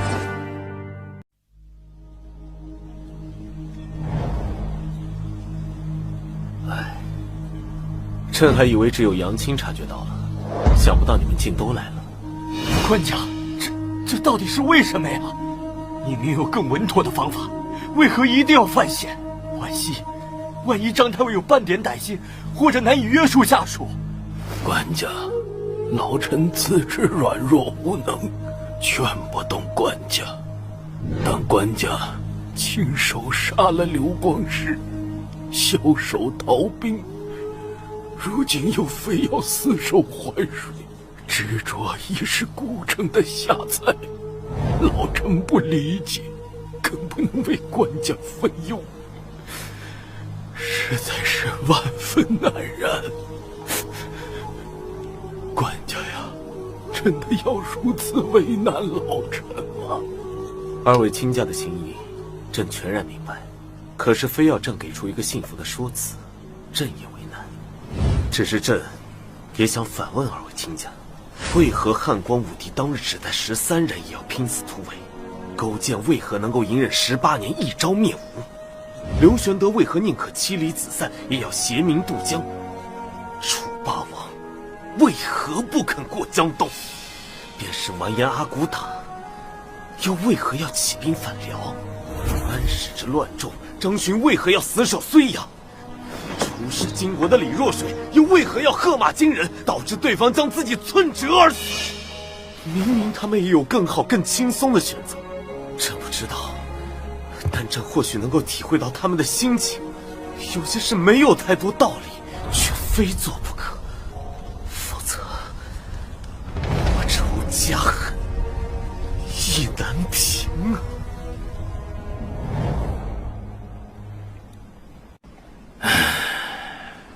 这八公山真不愧天下闻名，朕在淮水之上折断南北，着实险要。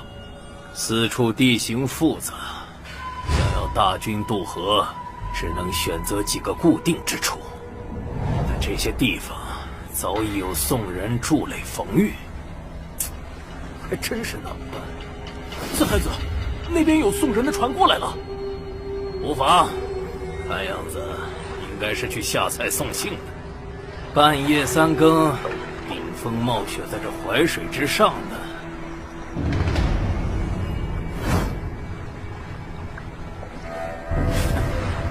果然是个无名小卒罢了。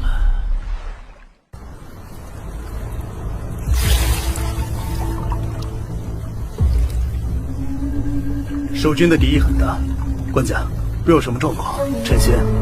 政府，放轻松，别露出破绽，反而让他们生疑。上了岸，别让他们通报，直接带我们去太尉府邸。杨一中，你胡闹什么？这大半夜的，太尉岂是你想见就见的？你们这些没良心的龟孙，在南岸吃香喝辣，把爷爷们扔在这里，还好意思来烦扰吗？别以为你是官家面前的红人就……臭小子，你怎敢擅闯？姓杨的，你要是再拉我，官家，磨蹭什么呢？快滚，快滚！是。让官家见笑了。无妨，下蔡已是孤城，朕本担心伯英此刻会焦躁颓唐，不想还能如此精神，也是好事。让官家亲身犯险，宰相、御史、内侍简直都是罪无可赦。御前护驾不力，臣请斩杨一中。伯英，免礼，朕只是过来送些东西，说几句闲话。先打开看看吧。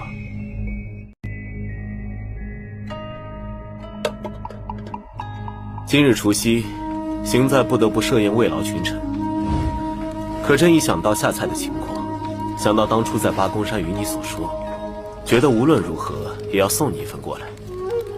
只是此时冷了，明早蒸一蒸再用吧。下面还有一层。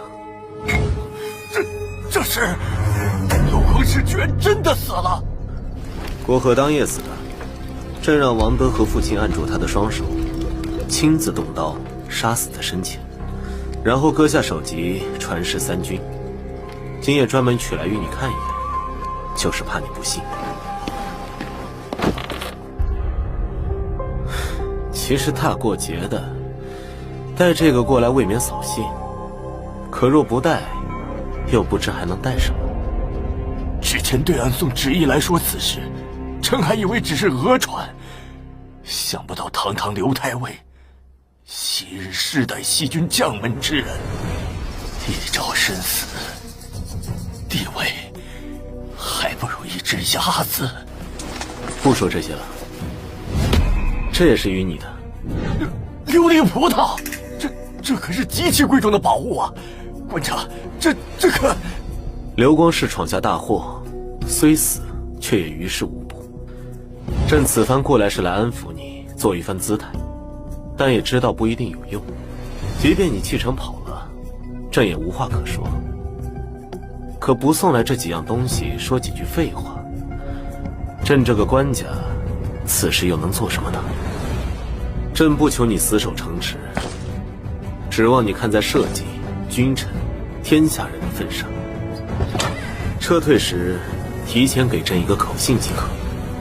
朕早知你爱财，行在诸臣皆也，贪财者必贪生无益。但朕知道，还有句话：君子爱财，取之有道。今若不负朕，他日朕必100倍、1000倍奉还。太尉，官家已经上船了。本来我想着让赵御史也一起回去，但他见到官家后，反而死活不愿南归。官家便提拔他为知州，留下协助守城。太尉，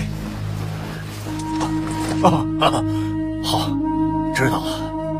太尉，我看官家并没有为难我们的意思，求一求，或许就准了咱们出逃。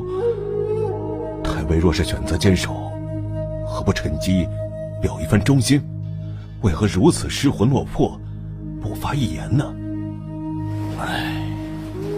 小田儿，刚才真的不是一场梦吗？你说，如此推心置腹之人，软中带硬之辈，真的是赵宋官家？什么？劝降张俊？不错，俺已经派了使者去下采，估计很快就会有好消息了。张俊，你这贪财妄义的小人，居然打算投降！你不得好死！愧对社稷，愧对官家！你出来见我呀！小田出城了吗？小的亲手用吊筐送田将军下的城墙，他已经与京使顺利接洽，一同前往金营了。官家，老张我这次可真的是拼尽全力了。回禀四太子，小的没求，幸不辱命。张伯英那次果然看在俺是他同乡兼西军袍子的份上，好酒好菜奉上，还让他的2位小妾出来见面。说重点，再多屁话，小心俺割了你的舌头。是。小的已经成功说服张俊献城投降，他还专门派了心腹前来详谈。这位田将军，那可是张太尉的左膀右臂。张太尉说，他可以作为全权代表。好，有什么条件，尽管提出来。俺家太尉说了，若要献城，只得黄金1000两，白银3万两，金子用来买官，银子用来买城中士族民夫。至于俺家太尉，就看四太子的诚意了。什么珍宝财货之类的，倒不挑剔，关键是要立个字据，免得有人事后反悔。立字据？你家太尉当这是在市场做买卖呢，是不是还得俺再找个人来给他担保啊？张俊也太贪了吧！说买军官还说得过去，哪有买士族民夫的道理？要想就利索点，信不信俺们一日就起炮打场？张俊的名声俺早有耳闻，只是大军中怎么可能有如此多的金银财货？回去告诉你家太尉，打个对折，俺可以考虑事后补给他。实话说了吧，赵官家这俺家太尉着实不错。要不是刘光世烧了渡口，让夏蔡成为孤城，太尉是绝不会降的。但眼下局势如此，真要是被逼做了降人，太尉也不愿领兵对抗赵官家。城中本部1万人马，外加1万精壮民夫，还有7、8千北方溃兵，合计3万余众，粮草无数，披甲者7、8千，我们太尉都可以交出来，只求拿了钱财，为关西祖宅养老。至于财货问题，俺家太尉可算得很明白。刘光世家底丰厚，4太子一路追着刘光世而来，此时军中别说1万两金银，怕是10万两也拿得出来吧。一座城加3万军民，换4太子1半军资，这买卖可是绝对划算。你们怎么看？这张俊是真心要降吗？管他真假，咱们准备好炮车，他敢作假就起炮砸城。你们这些汉人最懂汉人了，你们来说说。回禀4太子，学生以为这张俊是真的要降。仔细说来。那张俊是出了名的贪财，贪财的人必然怕死，更不会有什么气节可言。他要是有心坚守，何必诈降？这不是多此一举吗？而且他开出的条件如此细致，明显是精心计算过。若是一心求死之人，哪有这般花哨的念头？对，他也是如此想的。哼，说得不错。你叫什么？学生石文斌，曾在沂水做过知县。很好，俺现在升你做个参军，此事就交由你和梅球一起去办。是。嘿嘿，老尚，这回你可赚大发了。那些黄金白银就不说了，光这些古玩字画，那都是假的连城啊！今日也不懂行情，兄弟们全给你忽悠来了。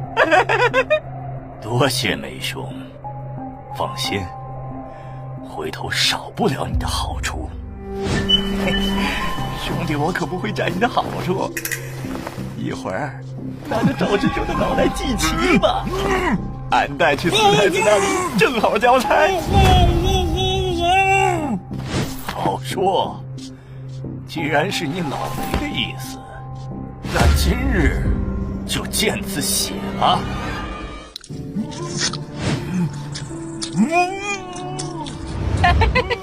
这厮真是迂腐，嘴没堵住，连最后一顿都没得吃。赵鼎啊赵鼎，反正你都要死了，何必逞口舌之快呢？还是咱们10参军识时务，堪称文人典范。诸君，今日在此召集大家所为何事，想必诸位也都明白。如果我张俊要降，你们有多少人和赵之州这般不乐意的？诸位，刘光世那混账东西暗算陷害俺们，现在的文官老爷们也不管俺们死活，会守这4地孤城多日，也毫无援兵希望。就算降了，谁也没话可说。就是。对，可俺们也有疑问。这赵之州今日一直哭喊，说官家昨日夜间冒雪亲自来城中安抚太尉，可真有此事？不可能！一派胡言！赵家皇帝肯定早就跑了，你们别被骗了。千金之子坐不垂堂，何况亲身进入孤城这种冒死之事？赵之州忠心可嘉，不过这故事编得属实是漏洞百出啊。没错，确有此事。啊！老张，你咋这么实在？就算是真的也不用认呐。官家他扮成士卒，带着杨大郎过来，送了些东西，说了些话，勉励我守城。官家果然没有扔下咱们呀！夏菜还有救？官家是真心要抗金？那传言中斩了刘光世，也是真的了？不可能，绝对不可能！哈哈，刘光是堂堂一方大将，古往今来也没有这种先例啊！对，从来就没有。刘光是的确死了。哎呦！官家亲手所杀，就是怕我不信，所以把首级演习并送来了。让我看看，真的是刘光世？没错，刘光世真的死了。让我看看，傻老张，你这么老实干什么？太尉，既然官家是真的有心抗奸，俺就豁出这条命去陪他。要发财，你们自己走了便是。俺决定死守下菜。俺也是。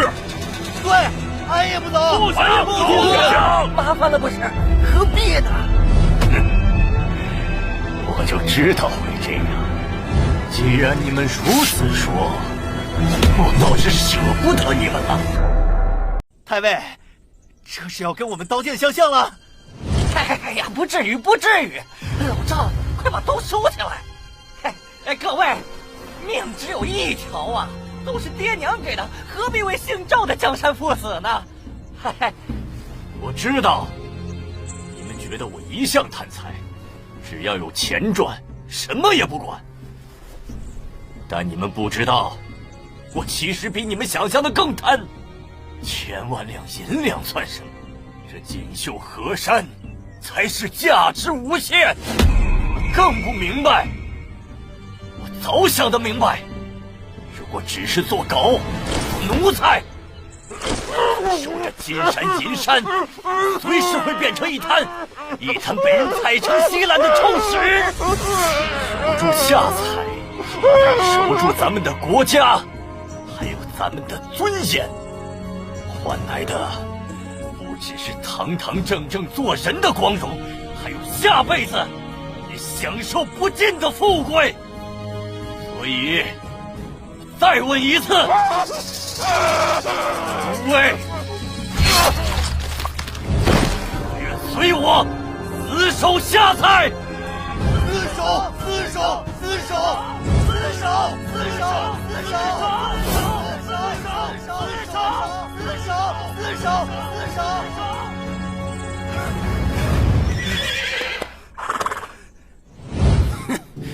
吃娘贼的，居然中计了！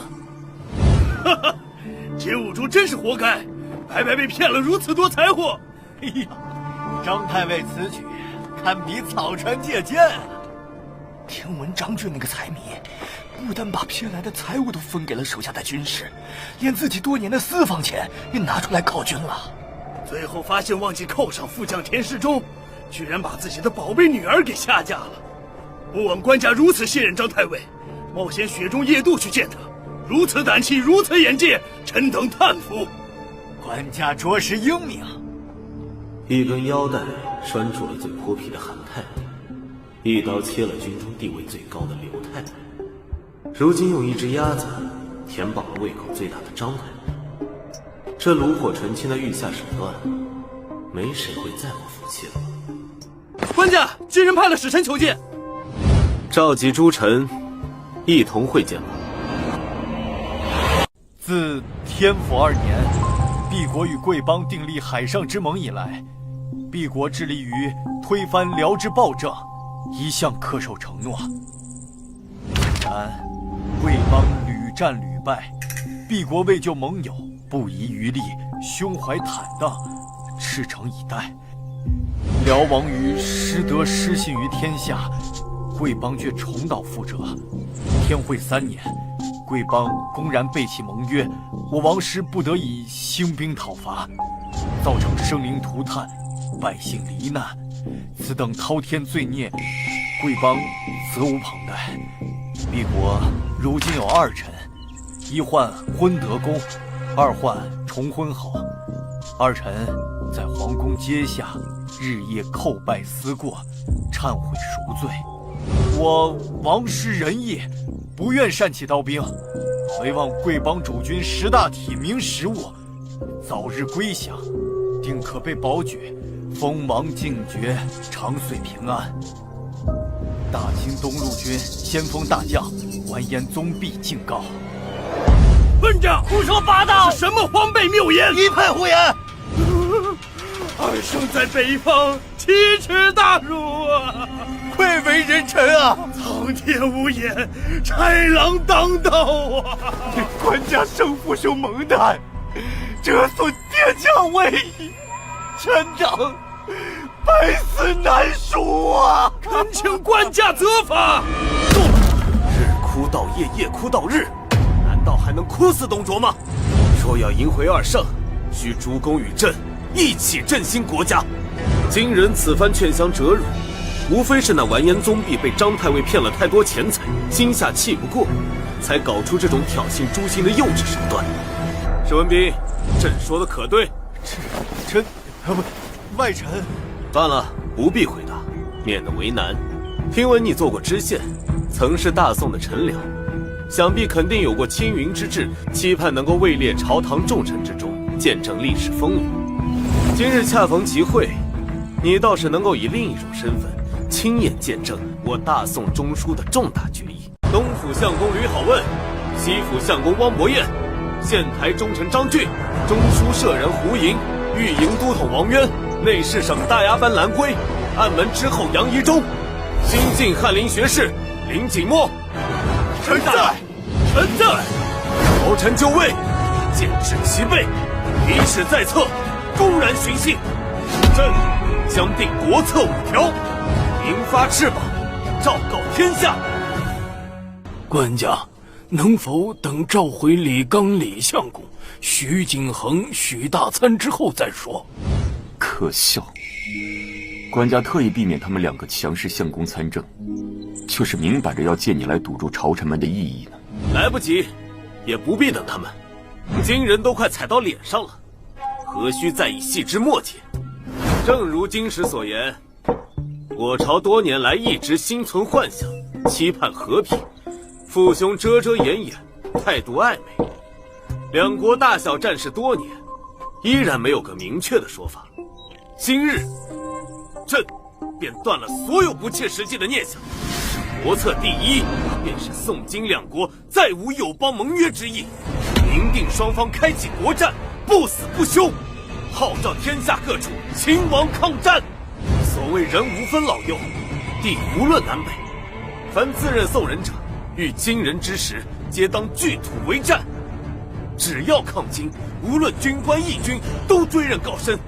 这国策2，即日起，天下文武百官，任何人不得与金人议和，否则一并罢黜。国策第3，年节之前，不得以暂时屈身金人者，皆许反正归宋，唯有3者不赦：一是有违节度、谎报军情，如刘光世者；二是为虎作伥，镇压大宋军州市民，如知济南府刘裕者；三是有受金人军职，出谋划策，为蜀敌国，如知沂水县石文斌者。官家，臣附议。臣附议。第4，加迎清光禄大夫、观文殿大学士、御营使、门下侍郎李纲为平章军国重士，总治3省。这是要立李纲为托孤重臣啊！那么接下来，官家一定。第5，朕决意驻守八公山，与金人死战。若赢，则继续北上抗金，收复故土；若败，则请暗门之后杨仪忠替朕了断。由李相在凉州扶持皇嗣继位，延续抗金大业。朕可战死，国家不可沦丧。哪怕赵氏不存，但凡有豪杰能收复河山而救万民者，自当取河山自用，为万民之主。宋可亡，天下不可亡。不才林景默，家中排行第9，刚过而立之年。虽然此等年纪已然为寿州州牧，如今更是一跃成为翰林学士，但我并不以此为傲。虽然我儿时并未经才绝艳，没有被冠以神童之名，但其实是我刻意低调。我深知木秀于林，风必摧之。我早在懵懂之年，就已然看清了人心人性。爹总是故作威严，高声厉喝，但我知道，他根本不舍得下狠手责罚我。尤其只要我在客人面前表现得当，让他面上有光，其余时候再顽皮，他也会咬牙包容。兄长们虽然一向和颜悦色，但我却深知绝不能抢了他们的风头。只要适当装傻，反而会在他们互相角力之时，成为被积极拉拢的对象。学堂里的同窗，有谁貌合神离，有谁假意逢迎。入世后的同僚，怎样钻营投机，怎样拉帮结派，我通通看得一清二楚，但我从来不说。这是我轻松游走世间的不二法门。再隐秘的情绪，再纷乱复杂的形式，于我眼中，如池塘一般透明。只是如此俯视芸芸众生，久而久之，还真有点寂寞如雪。不过今日，我头一回对自己产生了怀疑。新官家继任以来，一路难逃，任谁也会觉得朝廷绝技不敢再战。我守在这南下必经的淮水寿州，果然等到了行在进驻。早听闻新官家难逃窘迫，我专程奉上本地特产鸭肉，果然博得官家好感，破格升为翰林学士。可仔细听闻了之前官家的种种叛道行径，日前亲见他各种匪夷所思的杀伐决断，我不得不承认，以前对局势和官家的判断大错特错。这种失误不该出现在我的人生轨迹中，一定是由于之前战乱、情报混杂，才导致我分析不当。可如今我已是天子近臣，按道理我应该能看清楚。可我引以为傲的眼力，却完全看不明白了。官家到底是怎样的一个人？如今他到底想做什么？我说不上来，仿佛有一层雾气遮蔽，连官家的面貌都模糊起来，甚至于隐约还有一个虚幻的影子围绕在身边。看来纵然淡泊如我，面对失败也不能免俗。居然急火攻心，看到了幻想。不愧是乱世中诞生的天子，当真有天命庇佑。能够追随这样的君主，不仅能让我的眼力更上一层楼，未来不可捉摸的未来，难以预料的局势，才是更加有趣的存在。哈哈哈哈哈！那赵宋官家当真专门点了你的名儿？老石啊，别哭了，你想想，要不是你归顺了我大金，你这种重置一样的小角色，几辈子也没机会被赵家皇帝记住啊！哈哈哈哈哈！不管如何，俺的计策成功了，宋国皇帝中了俺的激将法，乱发旨意，不会再逃。明日咱就发兵，搭浮桥渡淮水。为何如此仓促？多等几日，物资齐备一些，不是更稳妥吗？缘故有三：其一，春日将至，气温说不定就要转暖，春汛时期渡水会更加困难；其二，什么守土抗金、不许议和都无所谓，唯独招募义军民兵这种事，俺倒不怕两淮的盗匪民兵前来支援，但来一波就得打一波，总是费时费力，倒不如趁早了断此事。其三嘛，赵家人一向狡猾，对岸那位此番失控固然是实情，但却未必是真要死守。那个小官家很有可能只是表面壮怀激烈，实际是存了哄骗所有人，然后趁机逃亡的心思。等船只物资齐备了，他早跑过长江了。总之，俺已经将事情安排得万全了。明日渡河，你们可还有言语？谨遵太监将令。对了，老石，你只说了什么国策檄文之类的，这份单独给俺的回复文书又是怎么回事？除了中间那一个印，半个鸟字都没有。印章还有些糊，赵家皇帝连好些的印泥都用不起了吗？这怎么还有些馊味儿？这吃污个屁呀！大胆说，俺又不会吃了你。是不是那个姓赵的气急败坏，写不出文书，只能盖个章破口大骂啊？回禀四太子，赵宋官家说我大惊野蛮粗鄙，不配得到正式的回复文书，然后就赔了一口痰，加了个印，让臣带回，说这就是对大宋挑衅的态度。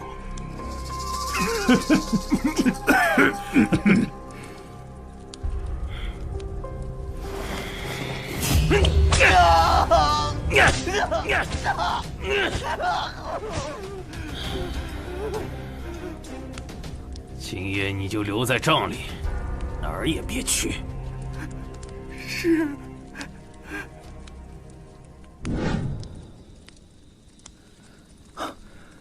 官家，战事将近，为何休息得越来越晚了？陈父，你也知道，我是头一回上战场，当真有些心虚，没什么把握。其实，官家以前上过战场，坠井前，邢在遭遇叛军，臣就在那一战中被官家看中，调任御前。不过叛军与金人差距极大，此战不止官家，就是臣，也是第一次直面金人。总之，我的意思是，其实我也是怕死，但眼下这时局断不能推。我所颁国策时，拜托你帮我在失败时了断，绝不是嘴上说说而已。若真的到了那一刻，政府，我能信任的就只有你了。君言不要啊！我真的不是细作，我不会投送。放过我们吧，我们真的诚心投降啊！少废话！既然赵宋官家发了旨意，少不得你们中会有人乱动心思。都是些没用的废物，却也不能任你们在大战之际乱跑。不要！我愿意低头，我愿意改变！救命！救命！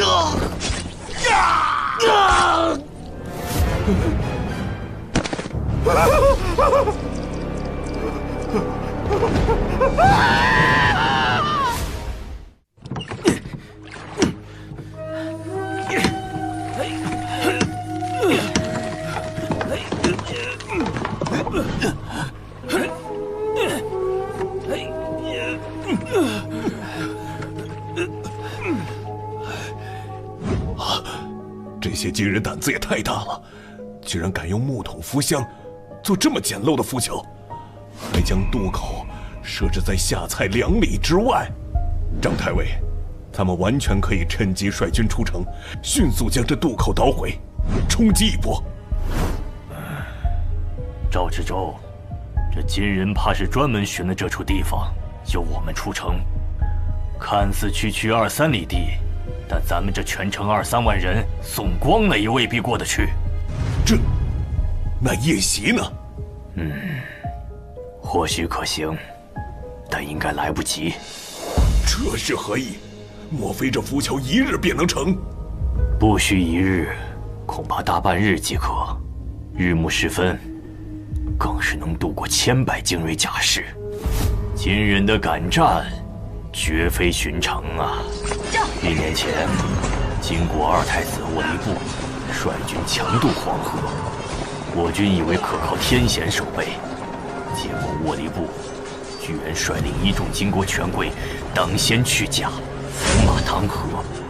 金军气势如虹，我军将士大骇，纷纷不战而走。几十万大军一触即溃。而今日，城外的金国4太子兀术，当日也在沃里部麾下为将。如今，此人也必然不会失了神仙士卒的气魄，恐怕浮桥一成，他便会不惜性命，强令全军渡河。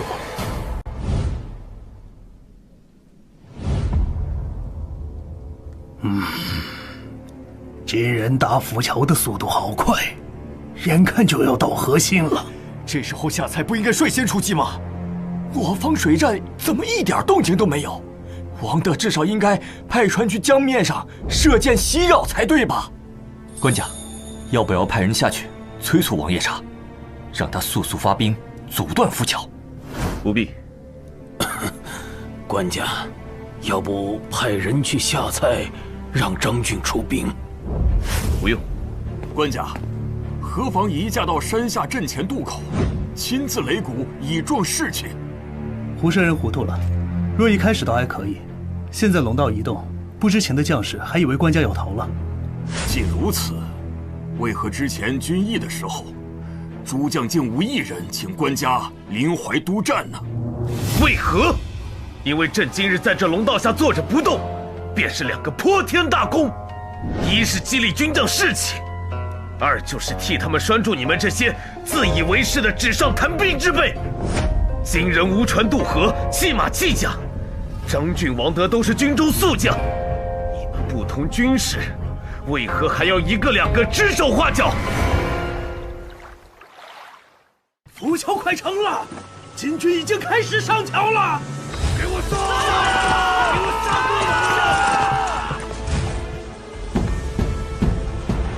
给我我军水战开启，王德正要出击了。龙首，上桥准备迎敌，全速航行，前锋船只准备点火，中军大船准备撞击核心浮桥，前方舢板火船即将接敌，发令旗，50步之内再点火。攻守准备，弩手交替，交叉放箭，别给他们点火的机会。这些宋军就是来送死的，这点人还想扛住咱们的射阵吗？嘿嘿，俺们这边安全接收一只舢板。那边有草都被盯着了，放心，烧不起来。宋人前锋7只舢板都归俺们了。可恨！金人的弩箭威势太大了，前锋居然丝毫不起作用。不妨朝河中心直接撞过去。小心，宋人大船来了！向落水的鞑子放箭！别让他们上来，射死这群奸党！秦哥，咱们的船动不了了。什么？浮桥3木堵住了前路，浮桥下面有渔网缠住了轮桨，也无法后退啊！不好，金人要爬上来堵船！战机已到，除了这些大船，还要什么浮桥？呼卢屯、额鲁多，随岸杀上去，承俺2兄那般不世之功！快放箭，别让鞑子上来，射死这些进口！大晋国东路军先锋上将完颜宗弼在此，速速跪下受死！杀！秦哥，不好了！靠北侧的飞岑号被金人夺了，金人占据高点，开始向咱们旁边的刘越号传射。刘越号上的老五死了，不成了，老五手下开始跳船溃逃了。金人已经夺了2艘船，马上要杀向咱们这里了。完了，居然被夺了大船！这明明金人不善水战的。金人连战连胜10几年，士气、装备、军威都在巅峰，敢战敢拼敢死。我军士气低迷，接战击溃，大部分军士根本不敢抵抗，见到敌军就跳船逃跑，真是彻底垮掉了呀！官家，并非臣等不愿抗敌，真的是咱们的军队指望不上啊！金人夺了船，马上就会登岸，官家还请退，退，还要退到何处？总得有人站出来扭转局面呀！这是一时半会儿能扭转的吗？还不是得从长计议。从长，都多少年了？计议出了什么？河上战局未定，尚有船只待命，你怎知我们就毫无胜算？你看看他们的样子，纵然人再多，见了金人就腿软，怎么可能赢？但凡有1人站出来抵抗，局面也不至于如此。老臣，军们他娘的快放箭回击啊！秦哥，金人很快就要杀上来了，咱们快放小艇撤退吧。再等等，金人示弱了，他们的箭矢消耗完了，后续增援还没上来。老陈，你现在带着1队、2队守住船舷，给俺争取半炷香的时间。猴子，随俺下舱。是，这船守不住了，咱也不能便宜了金人。猴子，点火，放下小艇，让弟兄们从南面下船。秦哥，你这是？俺要去烧了那2艘大船，有种的随俺一起，不想死的就上小艇。秦哥，你在说什么糊涂话呀？何必为了官家那点赏赐拼上性命呢？你去逞能，留下俺们这些陇右的烈货，以后在军中岂不是要受尽欺负啊？是啊，秦哥，就算金人用船渡河，那也是明日的事啊。咱们当兵吃粮，做一天和尚撞一天钟。今日已尽了本分，没来由为此送了性命啊！太内的，一群混账东西！你们懂个屁呀！胡子，都别拦他，让他去送死，不识好歹的疯子！秦哥，俺和你一起去，俺给你吃顿。那就随俺一起烧船。四太子，宋人把最南边那个大船烧了。哼，想不到宋军中还有如此能决断之人。传令下去，不必管那艘起火的船，全力追杀溃逃的宋军，准备清理阻塞，防止火势蔓延。把剩下的大小船只驶回北岸。烟雾越来越浓了。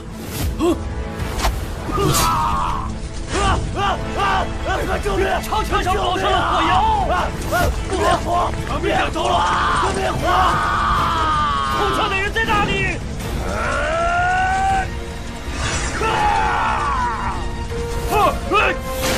坏了，火势控制不住了！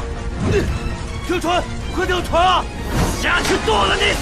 金人太多了，你们上船，盾牌给我，你来有奖。我们绕到北面那船去，别让他们跑了！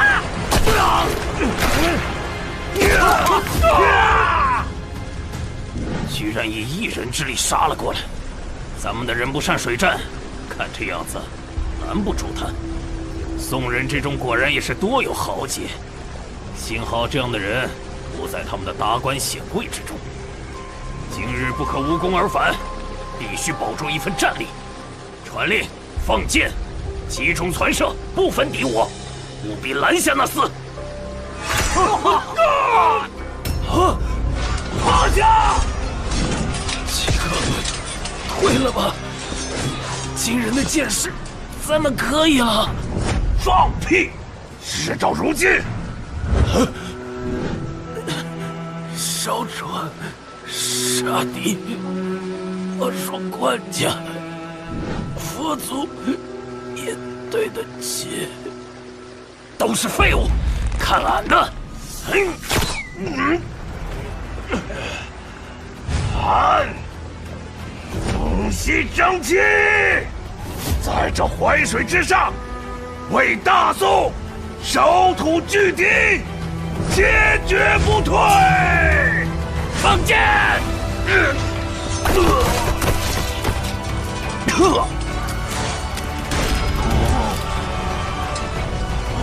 退！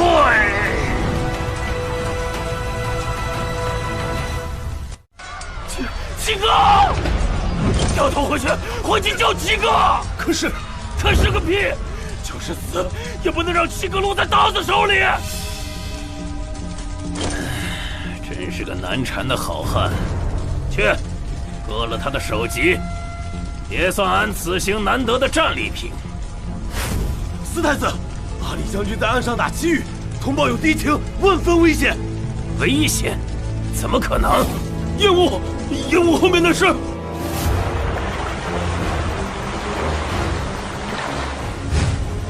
好！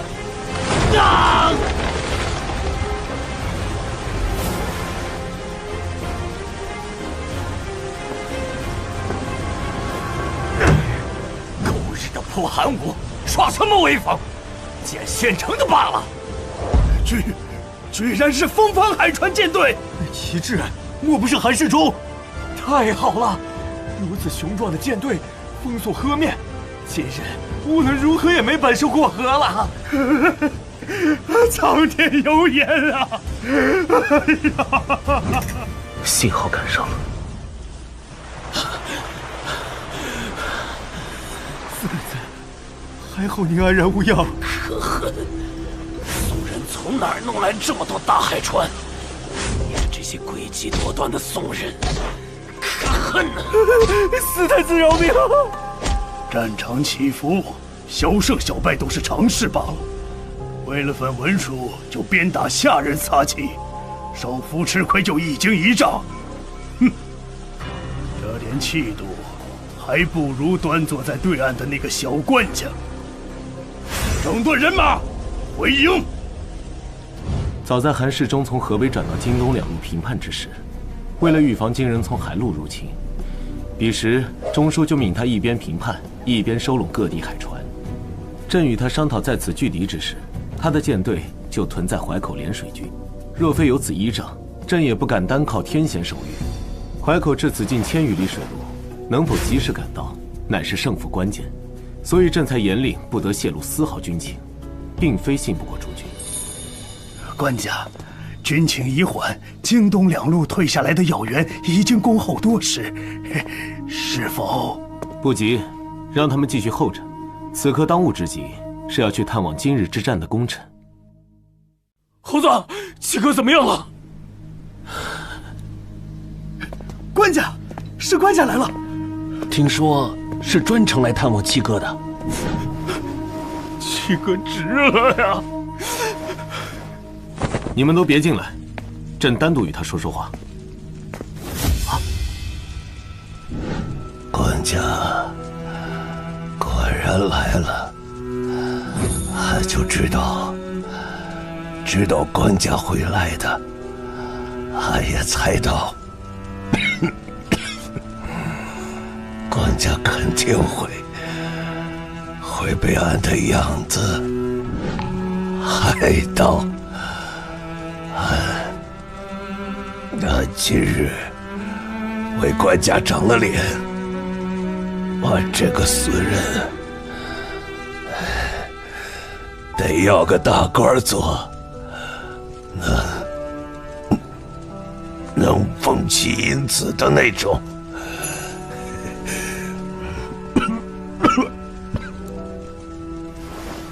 这是自然。张青去后，若将来寻到你留在延安府的家人，长辈和妻子封诰命，儿子也一定给个大大的阴官。非止如此，将来真有一日太平了，朕封你张永贞做个淮河的河神，给你起庙，受天下人的香火。俺这种人，如何能做神仙？只是还有今日战死的兄弟。你放心，将来定和你一起成仙。今日赶战之事，朕绝不会亏待。哎呦，俺浑家要是改嫁了，俺心眼小，官家需我知道，徐伯给他诰命。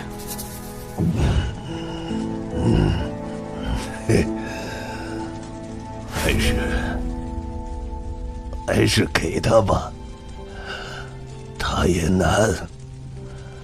若是延安府找不到他们，指不定是回了陇西老家。我都记下了，你妻子无论是否改嫁，都封诰命。延安府若寻不到你的家人，可去你老家再找。你放心，我都印下。只要能打回去，一定替你找到家人。生要见人，死要见尸。不仅是你，今日战死的将士，我都会尽全力给你们一个结果。官家，你对俺们如此痛快。有句话若是不说，俺是对不住你呀。你离的界限，我让外头人听。俺知道，官家是收买人心。俺一开始就知道，俺今天在河上发了疯，根本就不是为了官家你，不是杀忠心，也不是为了杀上次恩典，俺就是想回家。想回家，想疯了。对不住。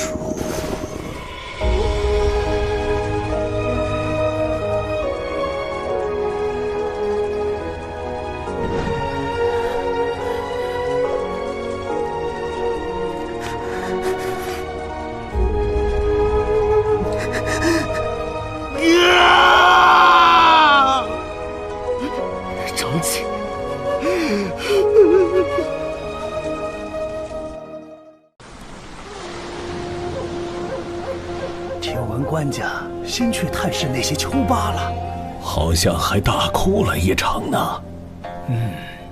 看来官家是成熟了，这种收买人心的手段真是越来越炉火纯青了。听闻此番死掉的是那个叫什么勇什么真，只是个准备将而已，追赠规格也高不到哪儿去，最多就是一个五品的协中大夫罢了。这种军混子能得天子哭丧，死的也算值了，说不得以后还被编排成戏文呢。谁说不是呢？赵大人，不妨将这件事说与尊夫人知晓，兴许能催生一首好词，也未可知啊。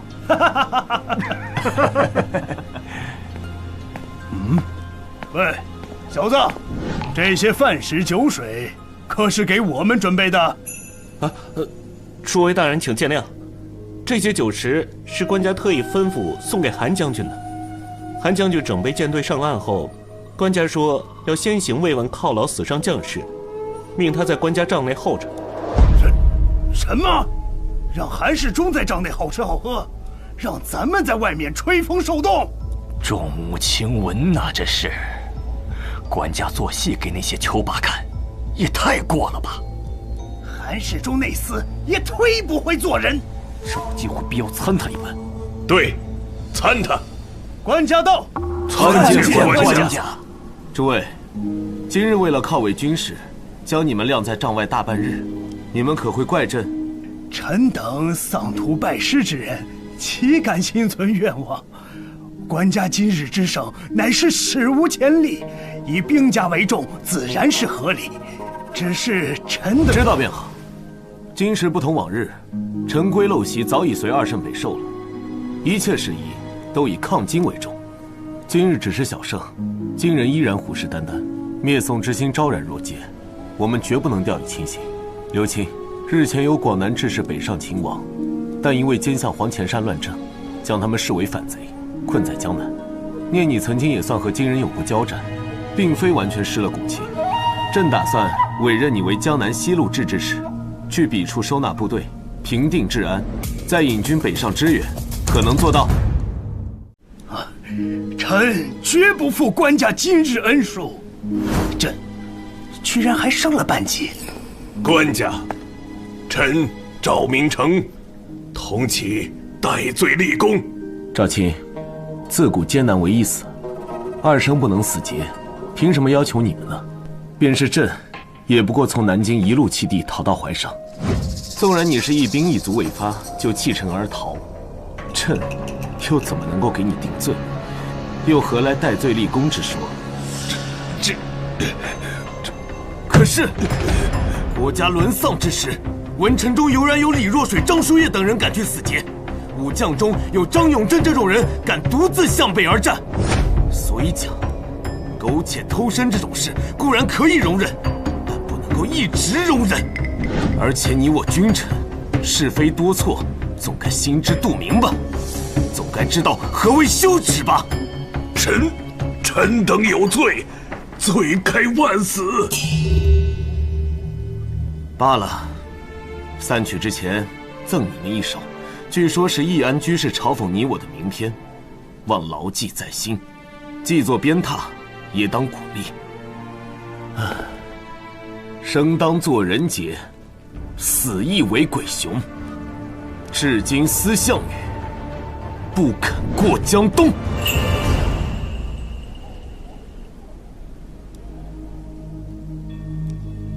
国策第一，号召天下各处秦王抗战。国策第二，任何人不得与金人合议。国策第三。行了，这些陈词滥调没什么好听的，念点实际的。据最新的消息，官家成功在淮水之上阻截了完颜宗弼，听说是倚仗韩世忠搜罗的海船，封锁了河面，金人进退维谷。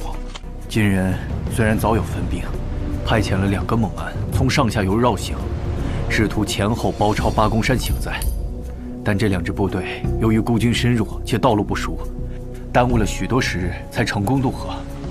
下游一支正好撞上了韩世忠驰援的海船舰队，被包围全歼。韩世忠是沙场老将，因此料到金人必然也绕行上游，因此他放火烧山，引诱上游的金人出发，成功覆灭敌军。完颜宗弼不敢攻下蔡，也无法渡河。据说呀，气急败坏，每日鞭打下人泄愤。父亲，这您怎么看？怎么看？我在听他吹牛放屁。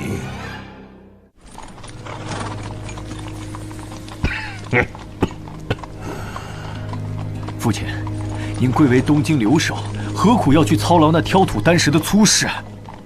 北上为官这么多年，我其实一直不适应中原的饮食。唯有开封这条街上一家小店的羊肉汤饼，能让我暂忘乡愁。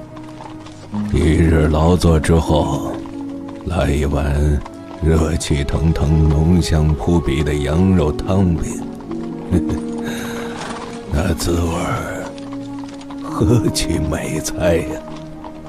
可如今，即使我做个所谓堂堂东京留守，再欲一尝这民间美食，也成了妄想。那店家不是死掉，就是逃难去了。此生怕再也回不来了。岂止那店家一户如此，靖康中虽然金人一直未有屠城，却把工匠、财货、军械、粮国掏尽了。而我军几十万溃兵更沦为盗匪，将自家都城洗劫一空。当年100多万的人口，如今只得不足20万的孱弱老幼。你看，这都快到掌灯的时候，却看不见几缕炊烟。曾经鼎盛繁华、风横裕大的东京城，现在已然是一座鬼城啊！所以说，我这样的有什么好娇贵的？我不通兵事，往日为官名声又不好，不出去转转，亲自做点事，谁能信我这个留守会死在东京呢？只是一想到羊肉汤饼，我就上火。这次来劝降的金使，就直接杀掉吧。什么？可是，父亲，那是使节啊，而且城外还有随行的护卫部队。哼，拒土抗金，官家说的吗？我已经命麻子忠去提金使的人头，说什么也晚了。至于那什么捞神子的护卫部队，区区100人而已。我记得没错的话，今日在外巡视的，可是那小子